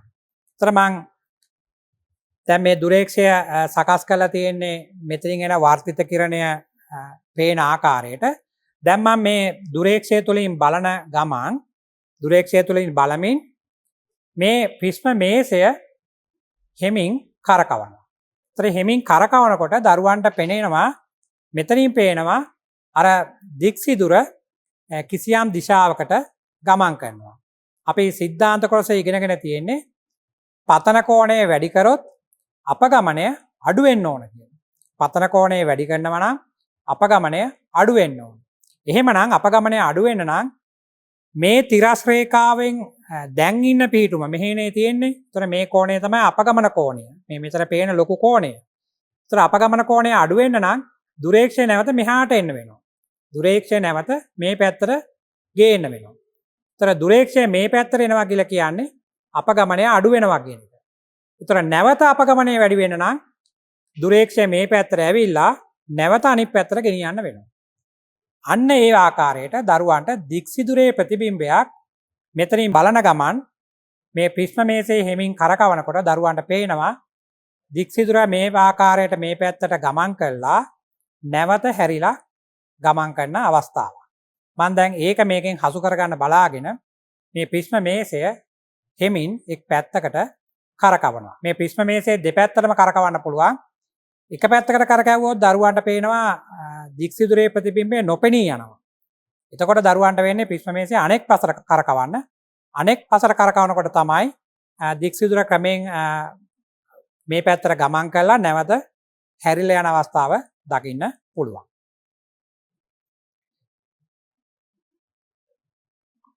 දැන් මේ ආකාරයට මම දික්සිදුර මට පේනවා. දැන් මම මේ ප්‍රිස්ම මේසයේ සෙමින් කරකවනවා.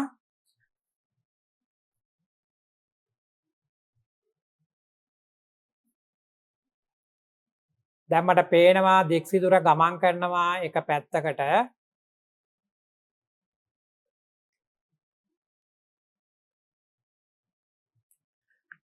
දරුවන්ට තව දෙයක් කියන්න ඕන. දැන් දෙපැත්තටම දික්සිදුර නොපෙනී යනවා නම් දික්සිදුර නොපෙනී යනවා නම් නැවත දික්සිදුර මේ දුරේක්ෂයට හසු කරගන්න මේ දුරේක්ෂයේ සෙමින් මේ පැත්තට ගේන්න ඕන.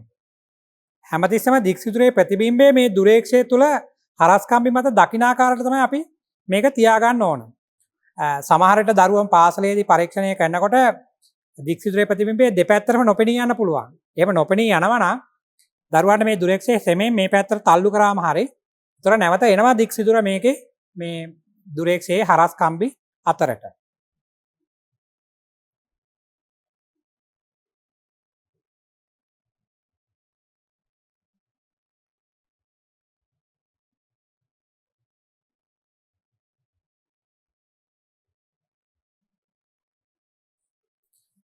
දැන් මට පේනවා දික්සිදුර එක පැත්තකට ගමන් කළා අනෙක් පැත්තට හැරෙන්න ආසන්න අවස්ථාවක්.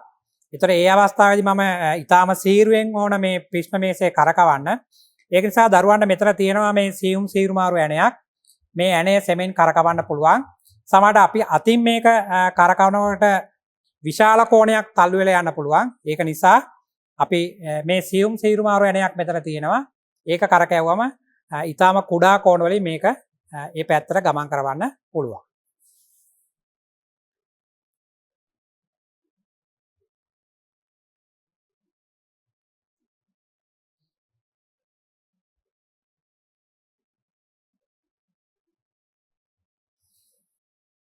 දැන් දරුවන්ට පේනවා මෙතන දික්සිදුර හැරිලා යනවා. නමුත් ඒක හැරෙන්නේ සිරස් හරස් කම්බිය මතද නෙමෙයි.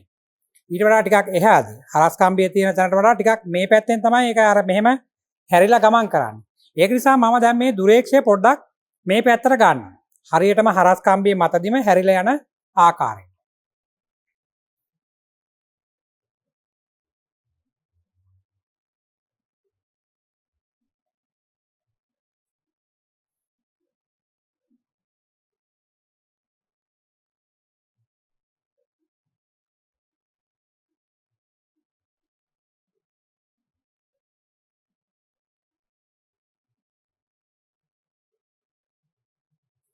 ඔන්න දැන් මම දුරේක්ෂය සකස් කරා දරුවන්ට පේන්නේ නැති හරියටම සිරස් හරස් කම්බිය මතදී දික්සිදුර හැරිලා යනවා.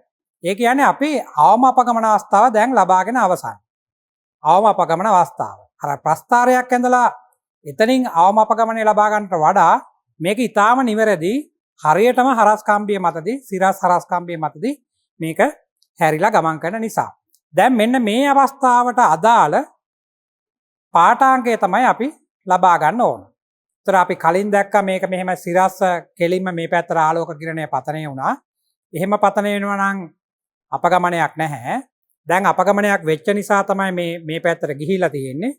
ඒතර මෙන්න මෙතන තියෙන මේ කෝණය තමයි අවම අපගමන කෝණය.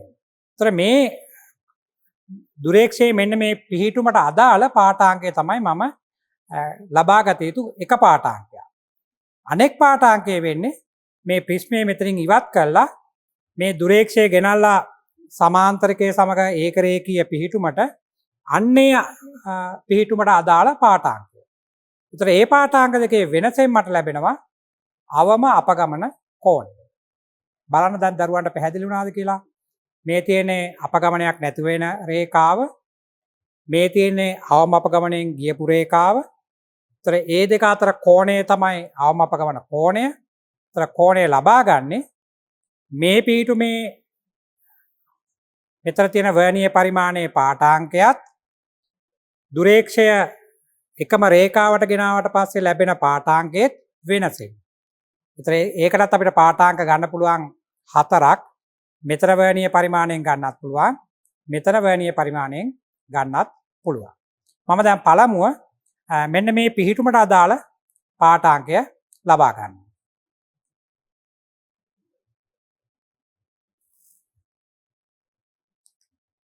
අපි දැන් පාඨාංකය ලබා ගනිමු.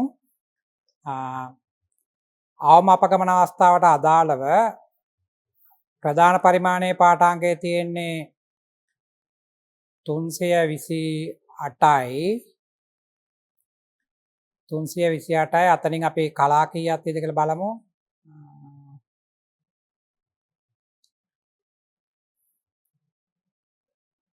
කලා 20 සමපාත වෙලා තියෙක ගන්න පුළුවන්. එහෙනම් අපි ලියනවා පාඨාංකය 328යි අංශක 328යි කලා 20යි.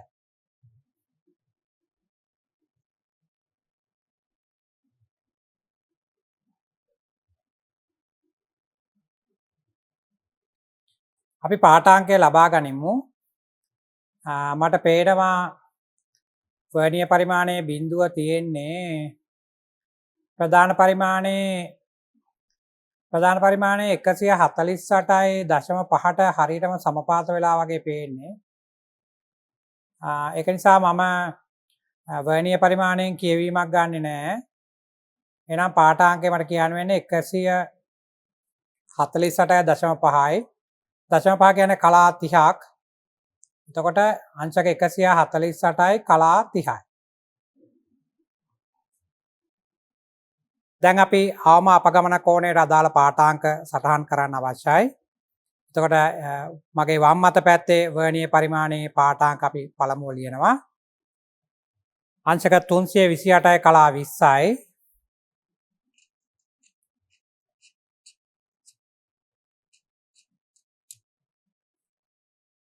අංශක 148යි කලා 30යි.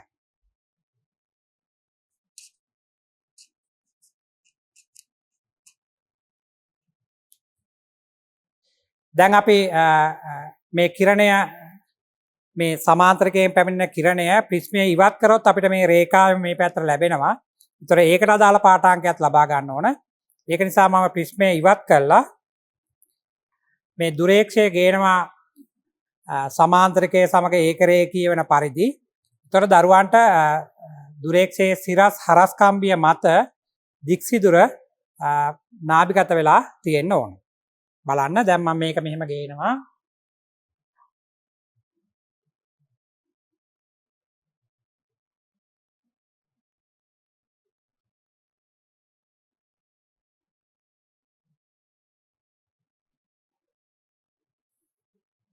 හරියටම එන්න ඕන සිරස් හරස් කම්බිය මතට දික්සිදුරේ ප්‍රතිබිම්බය.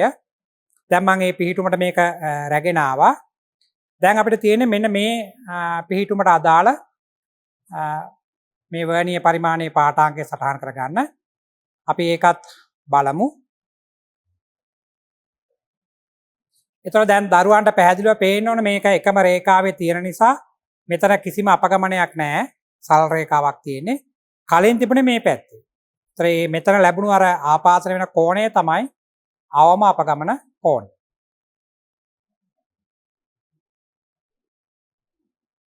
අපි බලමු දැන් අපගමනයක් නැති අවස්ථාවේ ඒ කියන්නේ සමාන්තරකයේ කෙලින්ම දුරේක්ෂයේ පිහිටන අවස්ථාව ඒ වෙලාවේ ප්‍රධාන පරිමාණයේ පාඨාංකය පහ කරලා තියෙන්නේ 5.5 ගන්න පුළුවන් 5.5යි වර්ණීය පරිමාණයේ බිඳුවයි සමපාත වෙලා තියෙනවා ගන්න පුළුවන්. එවන අපේ පාඨාංකය සඳහන් කරනවා අංශක 5යි කලා 30යි.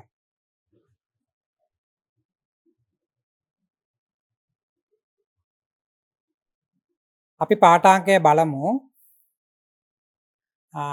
ප්‍රධාන පරිමාණයේ අංශක 185.5ක් පහු වෙලා තියෙන්නේ.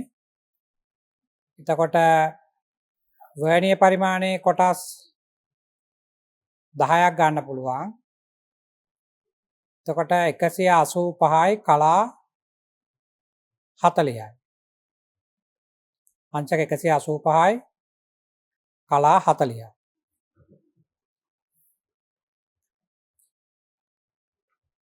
දැන් අපි සමාන්තරකය කෙලින් දුරේක්ෂ කොටස තියලා ඒකරේඛී අවස්ථාවේ ලබාගත් පාඨාංක සඳහන් කරනවා.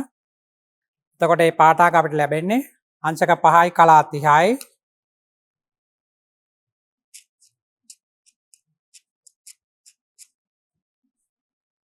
අංශක 185යි කලා 40යි.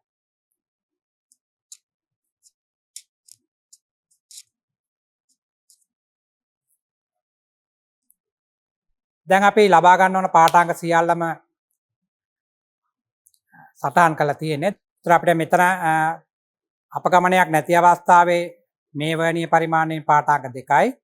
අවම අපගමන අවස්ථාවෙත් පාඨාංකයක් ආවා.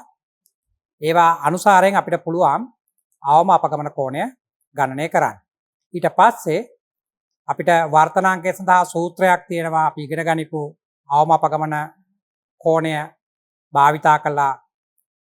ඒ සූත්‍රයට ආදේශ කරලා අපිට පුළුවන් වර්තනාංකය ගණනය කරන්න.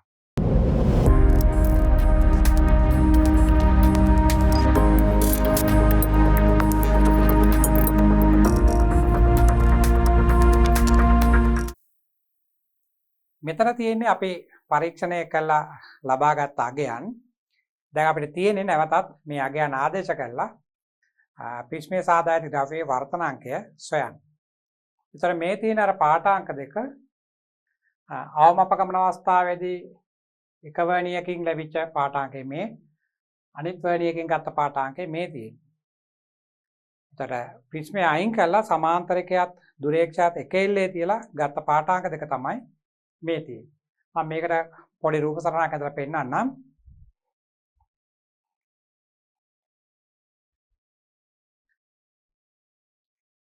මෙන්න මේ වගේ තමයි උතන අපි දකින්නේ.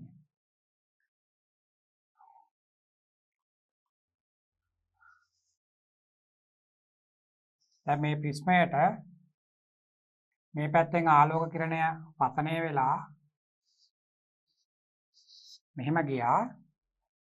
ඒතර මෙන්න මේ පීඨීමට අදාළ පාඨාංකය තමයි 1ක්. ඒකට දාලා උතේ ඇන්දොත් මේ වගේ අපිට පාඨාංග ටික ලකුණු කරන්න පුළුවන්. මේ රේඛාවට අදාළව, ඒ කියන්නේ මේ ප්‍රිස්මය අයින් කරාට පස්සේ සමාන්තරාලෝකයේ කෙලින්ම මේ පැත්තට ගමන් කරනවානේ.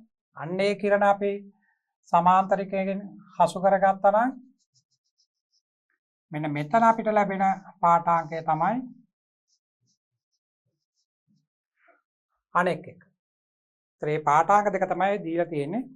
අර වර්ණීය පරිමාණ දෙකකින් පාඨාංක ගත්ත නිසා මම වෘත දෙකක එක ලකුණු කරනවා.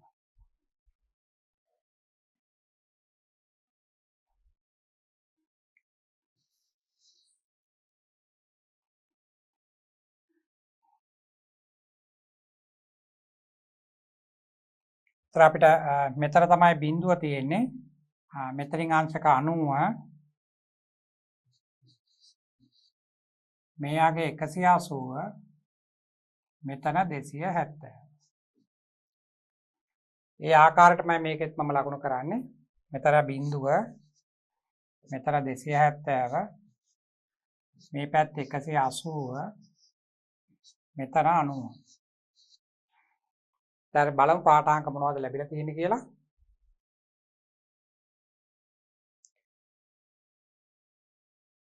ඒතර එකක අපිට ලැබිලා තියෙනවා 328යි කලා 20. අර කෙලින්ම බැලුවම එන්නේ 5යි කලා 30. ඒතර බලන්න 328යි කලා 20යි 5යි කලා 30යි නම් පාඨාංක දෙක. මේක අර අංශක 360 නැත්නම් බිඳුව හරහා ගියපු අගයක් මේ තියෙන්නේ. එහෙනම් අපි මෙතන අගය ගන්නකොට 360න් මේ 328යි කලා 20 අඩු කරන්න ඕන. 360න් 328යි කලා 20 අඩු කළා ඒ උත්තරයට තමයි නැවත 5යි 30 එකතු කරන්න ඕන. මෙන්න මේ වගේ.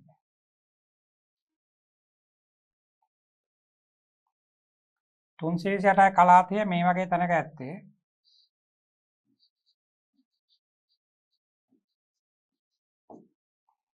පහයි 20 මේ වගේ තැනක ඇත්තේ. ඒතර මේක අංශක 360 හරහානේ යන්නේ. අංශක 360 කියන්නේ බිඳුවමයි. ඒතර මේක හරහා තමයි යන්නේ. ඒතර මෙතන තියෙන කෝණය හොයාගන්න මම 360න් මේක අඩු කරනවා.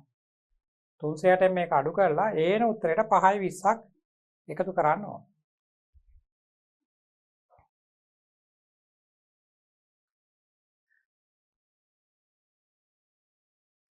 මේ පාඨාංකේ එහෙම පේන්නේ නැහැ. මෙතන 185 148යි තියෙන්නේ. ඒ කියන්නේ අංශක 360 හරහා ගිහිල්ලා නැහැ. එහෙනම් කෙලින්ම මේකෙන් මේක අඩු කරාම අපගමන කෝණය ලැබෙනවා. එහෙනම් අපි ආවම අපගමන කෝණය ලියමු. අගයන් දෙකක් එනවා. මම එකක් සුළු කරලා ලියන්නම්. මේ අගය කෙලින්ම අඩු කරන්න පුළුවන්. කලා 40න් කලා 30ක් ගියාම කලා 10යි. මෙතන 15න් 8ක් 7යි. 7න් 4ක් 3යි. අංශක 37යි කලා 10යි.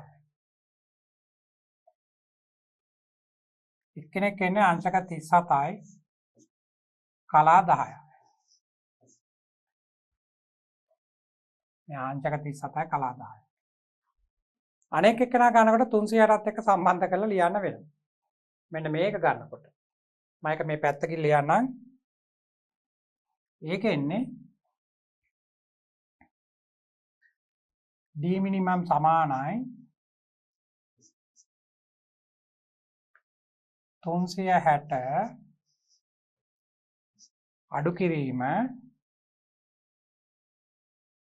328යි කලා 20 328යි කලා 20 ඒකට නැවත එකතු කරන්න 5යි කලා 30ක් 5යි කලා 30ක්. එතකොට මේ 5යි කලා 30 මේ 360ට එකතු කරන්නනේ තියෙන්නේ. ඒ එකතු කරන්න තියෙන එකෙන් මේ 20ත් අඩු කරන්න පුළුවන් නේ අපිට. මෙතන 328 කලා 20ක්ම අඩු කරන්නනේ තියෙන්නේ. ඒතර කලා 10ක් එනවා මේක අඩු වුණාම.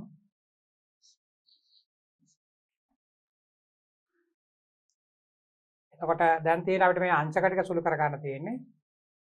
මෙතන එනවා 328ක් අඩු වුණාම 360න් 32ක් එනවා. 32යි 5යි 37ක්. එහෙනම් එතරම් එන්නේ D minimum කියලා එකම අගය එන්නේ. දැන් අගයන් දෙකක් ආව නම් දරුවන්ට මේ අගයයි මෙතන අගයයි එකතු කරලා දෙකට බෙදන්න ඕන. අර වර්නියර් දෙකෙන් ගත්ත පාඨාංග නිසා මෙතන නම් ප්‍රශ්නයක් නැහැ. මේකයි සමාන නිසා එකම අගය එන්නේ. එහෙනම් මට ලියන්න පුළුවන් අවමාපකවන අගය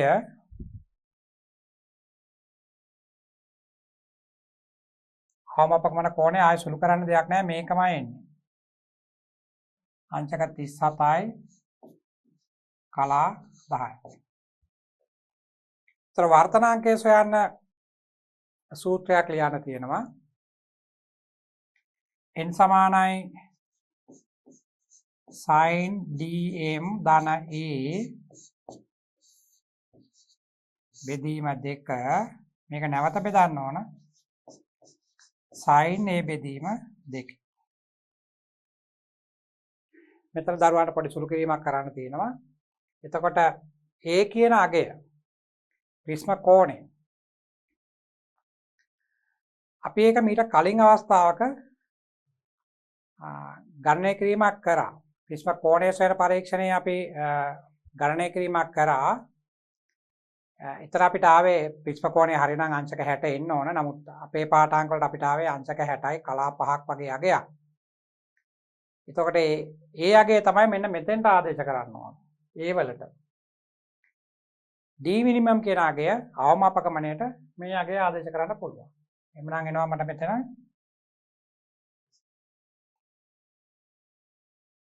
මෙතන එනවා sin 37යි කලා 10යි මේකට එකතු කරන්න ඕන අංශක 60යි කලා 5 මේ දෙක එකතු කරලා දෙකට බෙදන්න ඕන.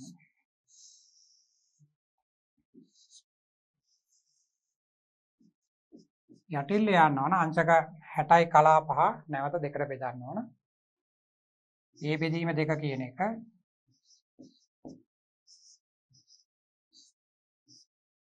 ඔන්න ඔයගේ තමයි අපිට එන්නේ. ඒතර මෙතන එනවා 60යි 30යි 90යි 97යි කලා 15ක් එනවා. 97යි කලා 15 දෙකට බෙදන්න ඕන. මෙතන එනවා අංශක 60යිනේ තියෙන්නේ. එතකොට දෙකට බෙදන අංශක 30යි 30යි කලා 2ක් එනවා. 30යි කලා 2. දැන් මේ දෙක අපි සයින් වගේන් බලමු.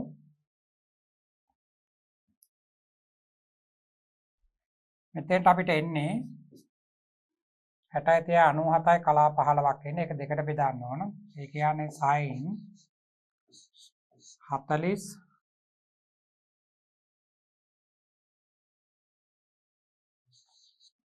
48ක් එනවා 97 වෙනකොට. එතන එකක් ඉතුරු වෙනවා. ඒ කියන්නේ අංශක 60යි 60යි මේ 10යි 70යි 75ක්. ඒතර 75 දෙකට බෙදන්න ඕන.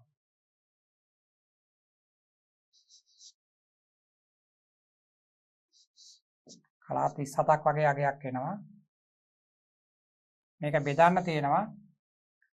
මේක නම් මම මෙතන සුළු කිරීමට අංශක 30යි කියලා ගන්නවා. එතකොට sin 30 කියලා ගත්තොත් ඒක භාගයයි.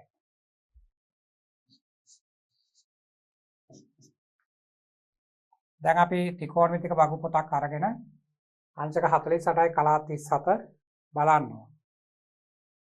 ඒක 0.75ක් වගේ අගයක් එන්නේ.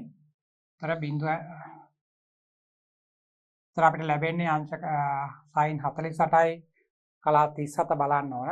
ඒක 0.75 වගේ අගයක් අපිට ලැබෙන්නේ. එතකොට 0.75 බලන්න මේ වගේ අගයක් එයි. මේක වැඩි කරන්න ඕන දෙකෙන් නැවත. ඉතින් අපිට එනවා n කියන එක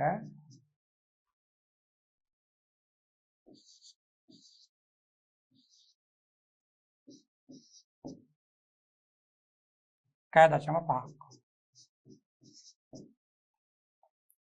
වර්තනාංකයට ඒකක නැහැ. ඔන්න ඔය වගේ තමයි මේකේ අගය ලැබෙන්නේ.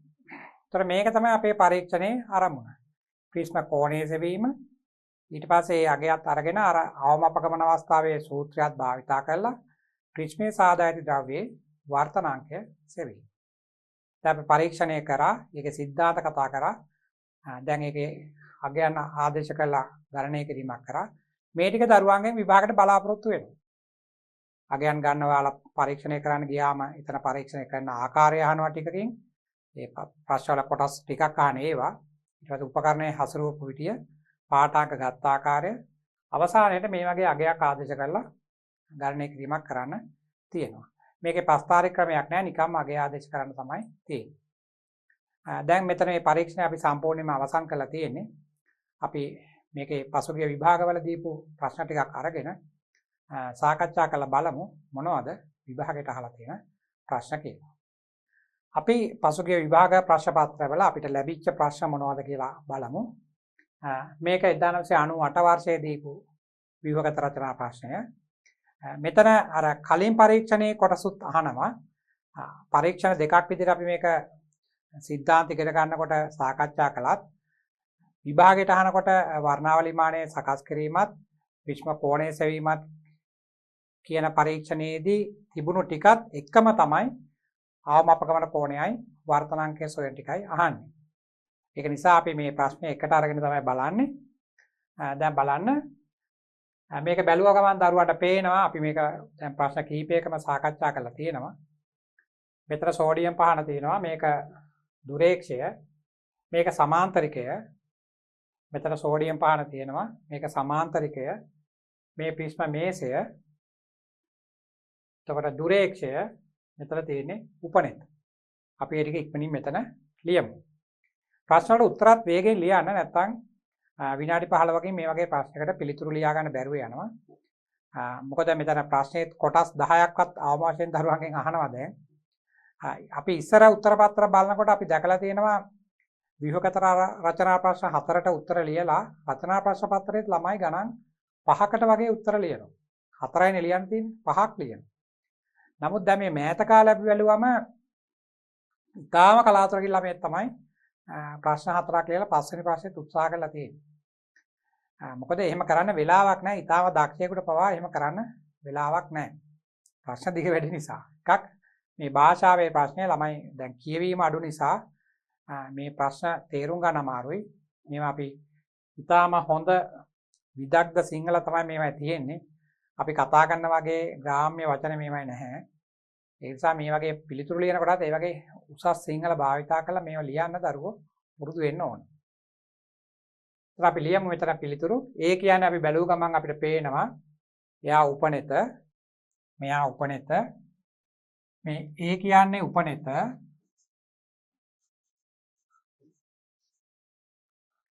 B කියලා හඳුන්වලා තියෙන්නේ දුරේක්ෂය,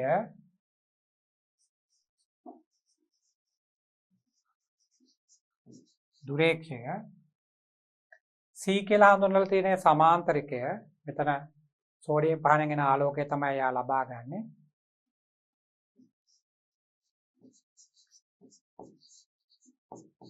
සමාන්තරකය.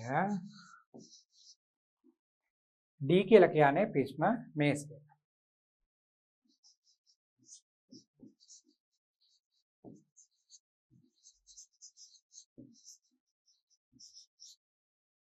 මේ වගේ කොටස් 4ම එක ප්‍රශ්නයකට අහනවා නම් කොටස් 4ම නිවැරදි නම් ලකුණු 2යි, කොටස් 3ක් නිවැරදි නම් 1 ලකුණයි. අන්න ඒ ආකාරයට තමයි මේවට ලකුණු ලැබෙන්නේ. කොටස් 2ක් කරදුනොත් ලකුණු 0යි. තමයි හරියට පිළිවෙත ලියන්න. මෙතන තියෙනවා ඕනෑම මිනුමක් සඳහා වර්ණාවලි මානය භාවිතා කිරීමට පෙර කළ යුතු සීරුමාරු කිරීම මොනවාද? සීරුමාරු කිරීම සිදු කරන ආකාරය විස්තරාත්මකව අවශ්‍ය නොවේ. ඒක දිගට අහලා නැහැ ප්‍රශ්නේ වර්ණාවලි මානය සකස් කරන ආකාරය. නමුත් අර කරන සීරුමාරු කිරීම මොනවද කියලා තමයි අහන්නේ. ඒතර අපි පළවෙනි එක කරන්නේ මෙතන උපනෙත සීරුමාරු කරන්න වෙනවා. අර හරස්කම්බි පැහැදිලිව පෙනෙන තෙක් උපනෙත සීරුමාරු කිරීම. B කියලා කිව්වේ දුරේක්ෂය. එතකොට ඈත ඇති වස්තුවක පැහැදිලි ප්‍රතිබිම්බයක් හරස්කම්බි මත ලැබෙන තෙක් දුරේක්ෂය සීරුමාරු කිරීම. එහෙම නැත්නම් සමාන්තර ආලෝකය සඳහා දුරේක්ෂය සීරුමාරු කිරීම.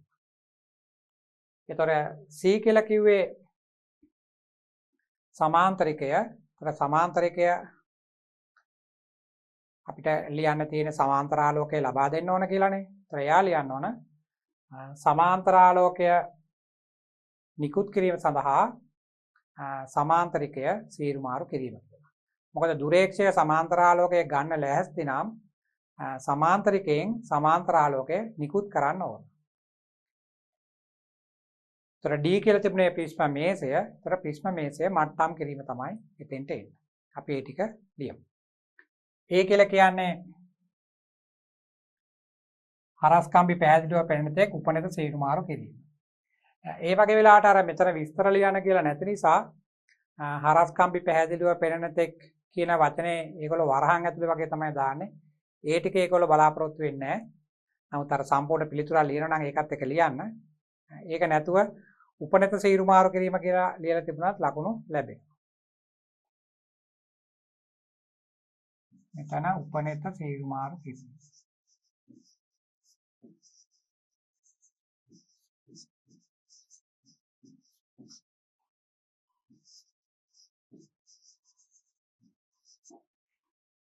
එතකොට දුරේක්ෂය සීරුමාරු කරන්න සමාන්තර ආලෝකය ලබා ගන්න. අපි ඒක ලියමු.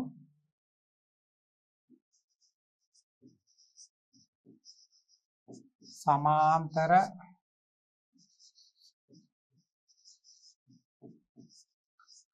ආලෝකය සඳහා දුරේක්ෂය සීරුමාරු කිරීම.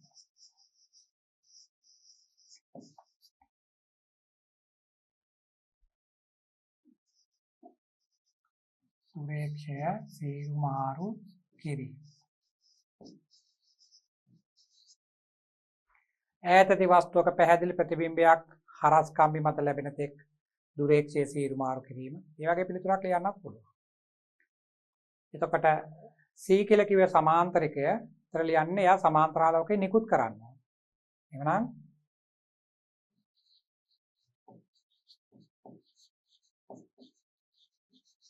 සමාන්තර ආලෝකය නිකුත් කිරීම සඳහා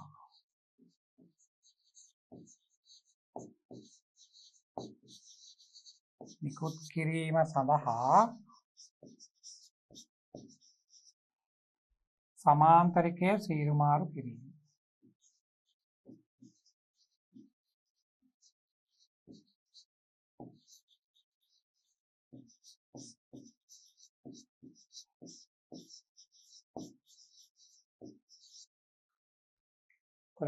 D කොටසේ තියෙන්නේ ප්‍රිස්ම මේසය මට්ටම් කිරීම.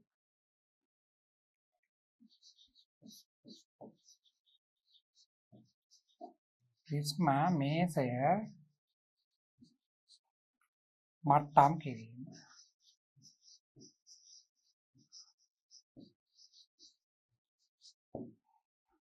ඔන්න ඔය ටික තමයි එතෙන්ට ලියන්න අවශ්‍ය.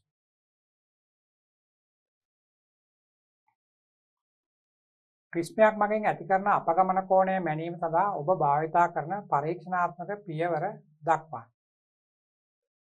මෙතන අපිට කියලා නැහැ අවම අපගමන අවස්ථාවම කියලා නැහැනේ. අපිට කියන්නේ අපගමනයක් මනින්න අපි කොහොමද මේක භාවිතා කරන්න කියලා තමයි අපෙන් අහන්නේ. එහෙමනම් අපි ඉස්සෙල්ලා ප්‍රිස්මේ නොතිය ප්‍රිස්ම මේසේ මත ප්‍රිස්මේ තියන්නේ නැතුව සමාන්තරිකයයි දුරේක්ෂයයි එක ඉල්ලේ තියලා අර දික්සිදුර සමාන්තරිකය හරහා එන ආලෝකය දුරේක්ෂය තුලින් බලලා එක පාඨාංකයක් ගන්න ඕනේ.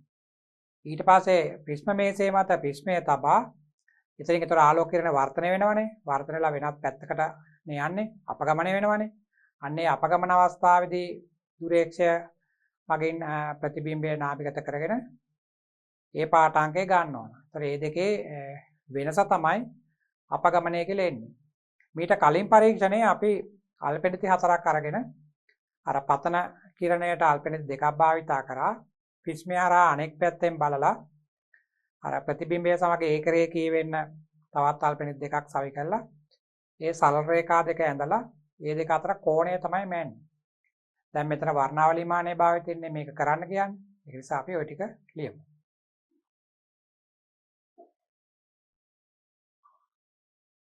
එතන පළවෙනි එක ලියන්න වෙන්නේ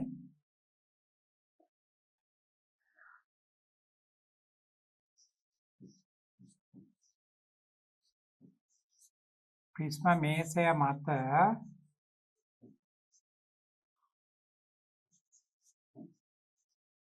ප්‍රිස්මය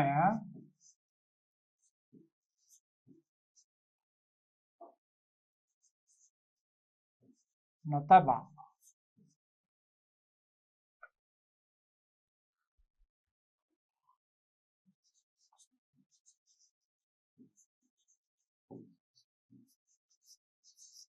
දුරේක්ෂය තුලින්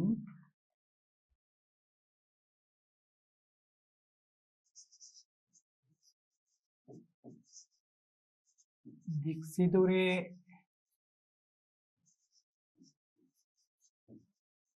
ප්‍රතිබිම්බය නාභිගත කර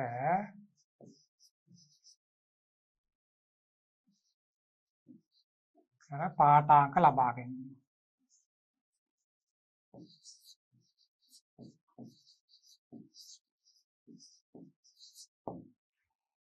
ඒක තමයි එකක්.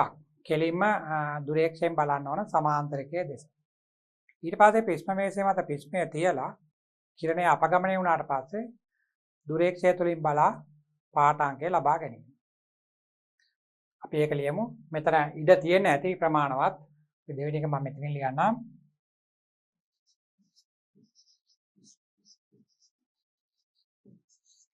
ප්‍රිස්ම මේසය මත ප්‍රිස්මය තබා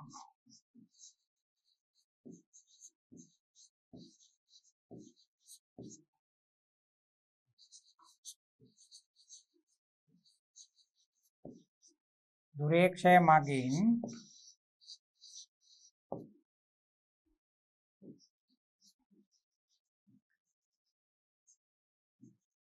ප්‍රතිබිම්බය නාභිගත කර පාඨාංකය ලබා ගැනීම.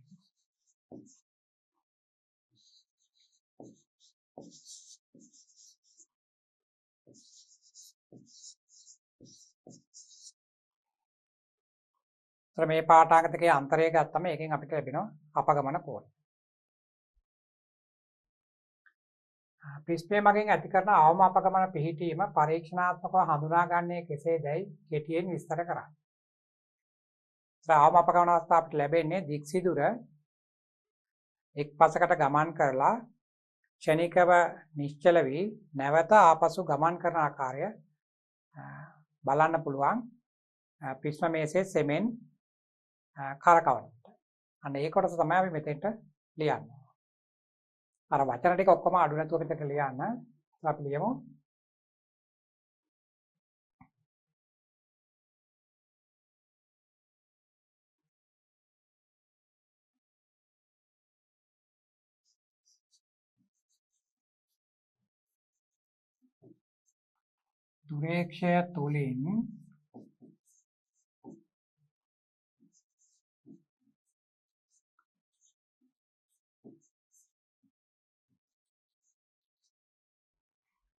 දුරේක්ෂය තුලින් දික්සිදුරේ ප්‍රතිබිම්බය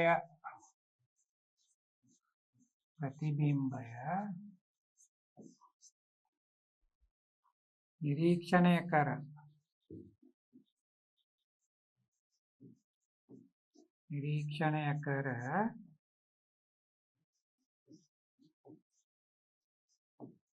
ප්‍රිස්ම මේසය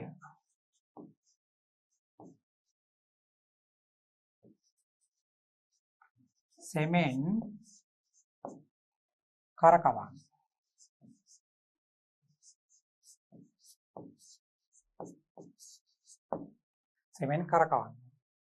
එතකොට දික්සිදුර එක් පසකට ගමන් කොට නිශ්චල වී නැවත ආපසු ගමන් කරයි. ඒ පිහිටීම තමයි අපි ගන්නවා.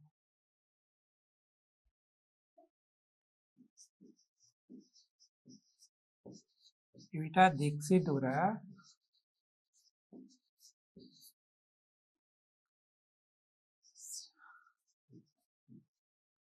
සිරස් හරස් කම්බිය මතදී හරස් කම්බිය මතදී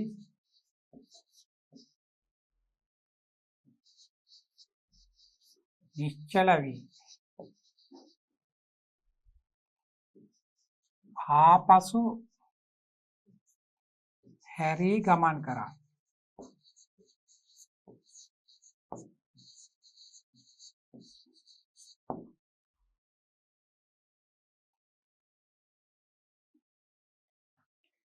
ක්ෂණිකව නිශ්චල ආපසු හැරී ගමන් කරනවා. අන්න ඒ අවස්ථාව තමයි අවම අපගමන අවස්ථාව කියලා කියන්නේ. අපෙන් අහන්නේ පරීක්ෂණාත්මකව හඳුනාගන්නේ කෙසේද කෙටියෙන් විස්තර කරන්න කියලා. ඒ ටික ප්‍රමාණවත්. අවම අපගමන පිහිටීමේදී වර්ණාවලී මාන පරිමාණයේ පාඨාංක අංශක 3යි කලා 16යි සීහාබී එකෙල්ලේ තැබූ විට පාඨාංක 223යි කලා 46යි. අවම අපගමන කෝණය ගණනය කරන්න කියලා දීලා තියෙනවා. එතකොට මෙතන 223යි කලා 46ක් ඇවිල්ලා මෙතන අංශක 3ක් වෙනවා කියලා කියන්නේ මේක අංශක 360 හරහා තමයි ගිහිල්ලා තියෙන්නේ. එහෙනම් මෙන්න මේක තියෙන්නේ 360යි අර 270 අතරේ. මෙන්න මේ වගේ එකක් තමයි තියෙන්නේ.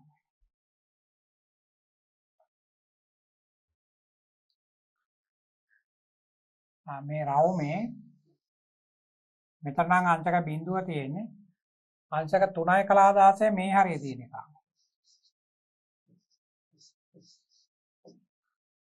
අංශක 223යි අගේ තියෙන මෙන්න මේ හරිය. මෙතන 270 වෙනි තියෙන්නේ. ඒත් අංශක 223 දීලා තියෙන්නේ. ඒතර ඒක තියෙන්නේ 270 වල ටිකක් උඩින් තියෙන්නේ. අර පැත්තේ තියෙන්නේ. මේ හරිය තියෙන්නේ.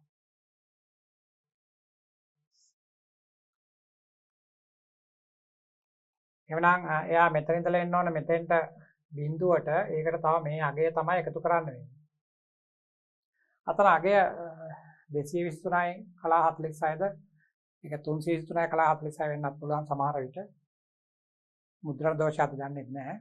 අපි කොහොමද මේ තියෙන අගයට හදන්නේ දරුවන්ට මේකේ සිද්ධාන්තයේ වෙනසක් නැහැ.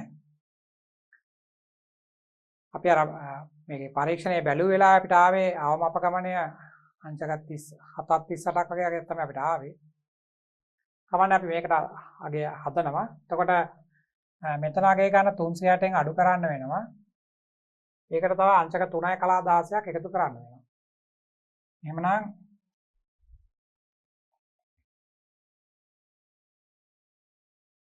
අංශක 360න් අඩු කළා 223යි කලා 46 ඒකට එකතු කරන්න ඕන මේ පැත්තෙන් එන අංශක 3යි කලා 16 මොන වගේ එකක් තමයි එන්නේ. ඒතර මේක අඩු කරනවා කියන්නේ මට මේ 46 නුත් අඩු කරන්න පුළුවන් මේ 16 මේ ටික සම්පූර්ණයෙන්ම අඩු කරන්නනේ තියෙන්නේ. එතකොට 6න් 6ක් බිඳුවය 4න් එකක් 3යි. එතන තියෙන්නේ කලා 30ක් අඩු කරන්න තියෙනවා.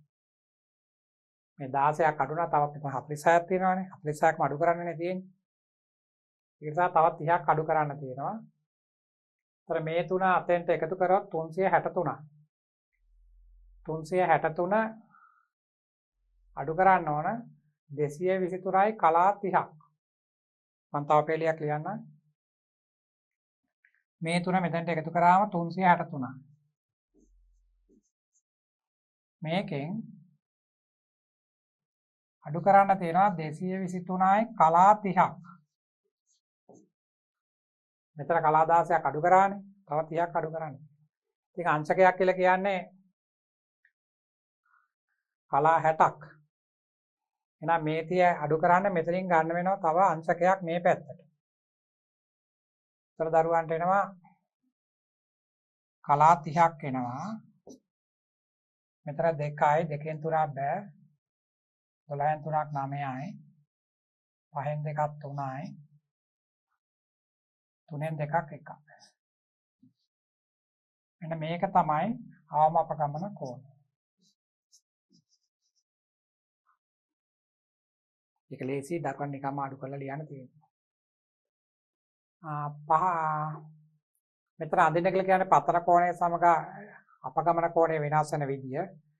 ඒක නම් සිද්ධාන්ත කොටසක දරුවෝ ඉගෙන ගන්න එකක්. අර පරාවල ආකාරය හැඩති ප්‍රස්තාරය. මේ වගේ එකක් අඳින්න. ඒව නිකම්ම ලකුණක් දෙන්න අහන ප්‍රශ්න ලේසි. රූපේ දැක්වෙනුයේ S ආලෝක ප්‍රභවයක් කහ ආලෝකයෙන් නිකුත් කරන සෝඩියම් පහනක් වූ විට අපි කොහොමත් විද්‍යාගාරයේ භාවිත කරන සෝඩියම් පහන එහෙම අවස්ථාවක ප්‍රිස්මය තුළින් නිරීක්ෂණය වන දික්සිදුරේ ප්‍රතිබිම්බයයි. සැකසුමේ වෙනසක් සිදු නොකර ආලෝක ප්‍රභවය පමණක් වෙනත් ආලෝක ප්‍රභවයකින් විස්ථාපනය කළ විට කහ නිල් රතු සහ කොළ වර්ණ නිසා දික්සිදුරේ වෙනස් ප්‍රතිබිම්බ 4ක් නිරීක්ෂණය වේ. ඒ කියන්නේ මෙතන කියන්නේ අපි ඒක වර්ණ ආලෝක ප්‍රභවයක් නේ භාවිත කරන්න ඕනේ. ඒතර කහ ආලෝකය භාවිත කරන්නේ නැතුව සුදු ආලෝකයේ තියෙන ප්‍රභවයක් අතර තියන්නේ නැති. ඒතර පිස්මය හරහා වර්ධනය වෙනකොට පාට වලට වෙන් වෙලා රතු පාට ඉදලා අර පැත්තේ නිල් පාටට යනකන්නේ මේක හැදෙන්නේ. ඒතර දික්සිදුරුත් නිකන් එක ළඟ ස්පර්ශ වෙලා වගේ අපිට පේනවා. අන්න ඒ ටික අඳින්න කියලා තමයි මේ කියලා තියෙන්නේ.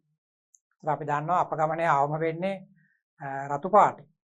කහ පාට කියන්නේ මැදට එන කොටස. ඒ නිසා යානේ දැන් හරියටම අපි සිරස්හලස් කම්බිය මතට අරන් තියෙන්නේ. එහෙනම් එක පැත්තක ඉන්න ඕන අපගමනයේ අඩු එක්කෙනා අනිත් පැත්තේ ඉන්න ඕන අපගමනයේ වැඩි එක්කෙනා. අපි ඒක මේකෙම අඳිමු. ඒතර කහ පාටට කලින් අපගමනයේ අඩු නිසා අපි රතු පාට මේ හරියෙන් ඇඳුවොත් ඇත්තටම හරියටම වෙන් වෙලා වගේ පේන්නේ නැහැ. එකට නිකන් ස්පර්ශ වෙලා වගේ තියෙන්නේ. ඒතර මේ පැත්ත රතු පාට මෙතන කහ. ඊළාට ඒගොල්ලෝ දීලා තියෙන්නේ නිල් පාට සහ කොළ පාටනේ. ඒතර එහෙනම් මෙතන කොළ පාට. මේ හරියෙන් නිල් පාට. දැන් දරුවෝ මේවා එකම පෑනෙන් අඳින නිසා මේ විදිහට ඇඳලා තිබුවොත් ලකුණු ලැබෙන එකක් නැහැ. ඒක නිසා මේවා නම් කරන්න ඕන. ඒතර මේක අපි මෙයා රතු කියලා අපි ලියනවා. මේක ඒගොල්ලෝ අපිට දීලා තියෙන එකක්. මෙයා green එක, මෙයා blue එක. නැත්නම් සිංහලෙන් ලියන්න රතු, නිල්, කොළ කියලා ලියන්න. අර මේ වගේ වෙලාවට දරුවෝ මේ කලබලයට මේවා හරියට අඳිනවා නමුත් නම් කරන්නේ. ඒතර ඒකෙනොත් අවාසනාවට වගේ ලකුණක් කැපිලා යනවා. මේවත් ඉතින් අහනවා මේ වගේවත් අහනවා දරුවන්ට. ඇත්තටම මෙහෙම ඇඳලා මේක මේ විදිහට පේන්නේ නැහැ. අපි සුදු පාට ආලෝකය දිගොත් නිකන් වලාවක් වගේ එකක් පේන්නේ. ඒකට ස්පර්ශ වෙලා තියෙන්නේ. ඒත් අපිට අර කහ පාට හරියටම හොයාගන්න අමාරුයි. ඒකනේ අපි සෝඩියම් ආලෝකය භාවිත කරන්නේ.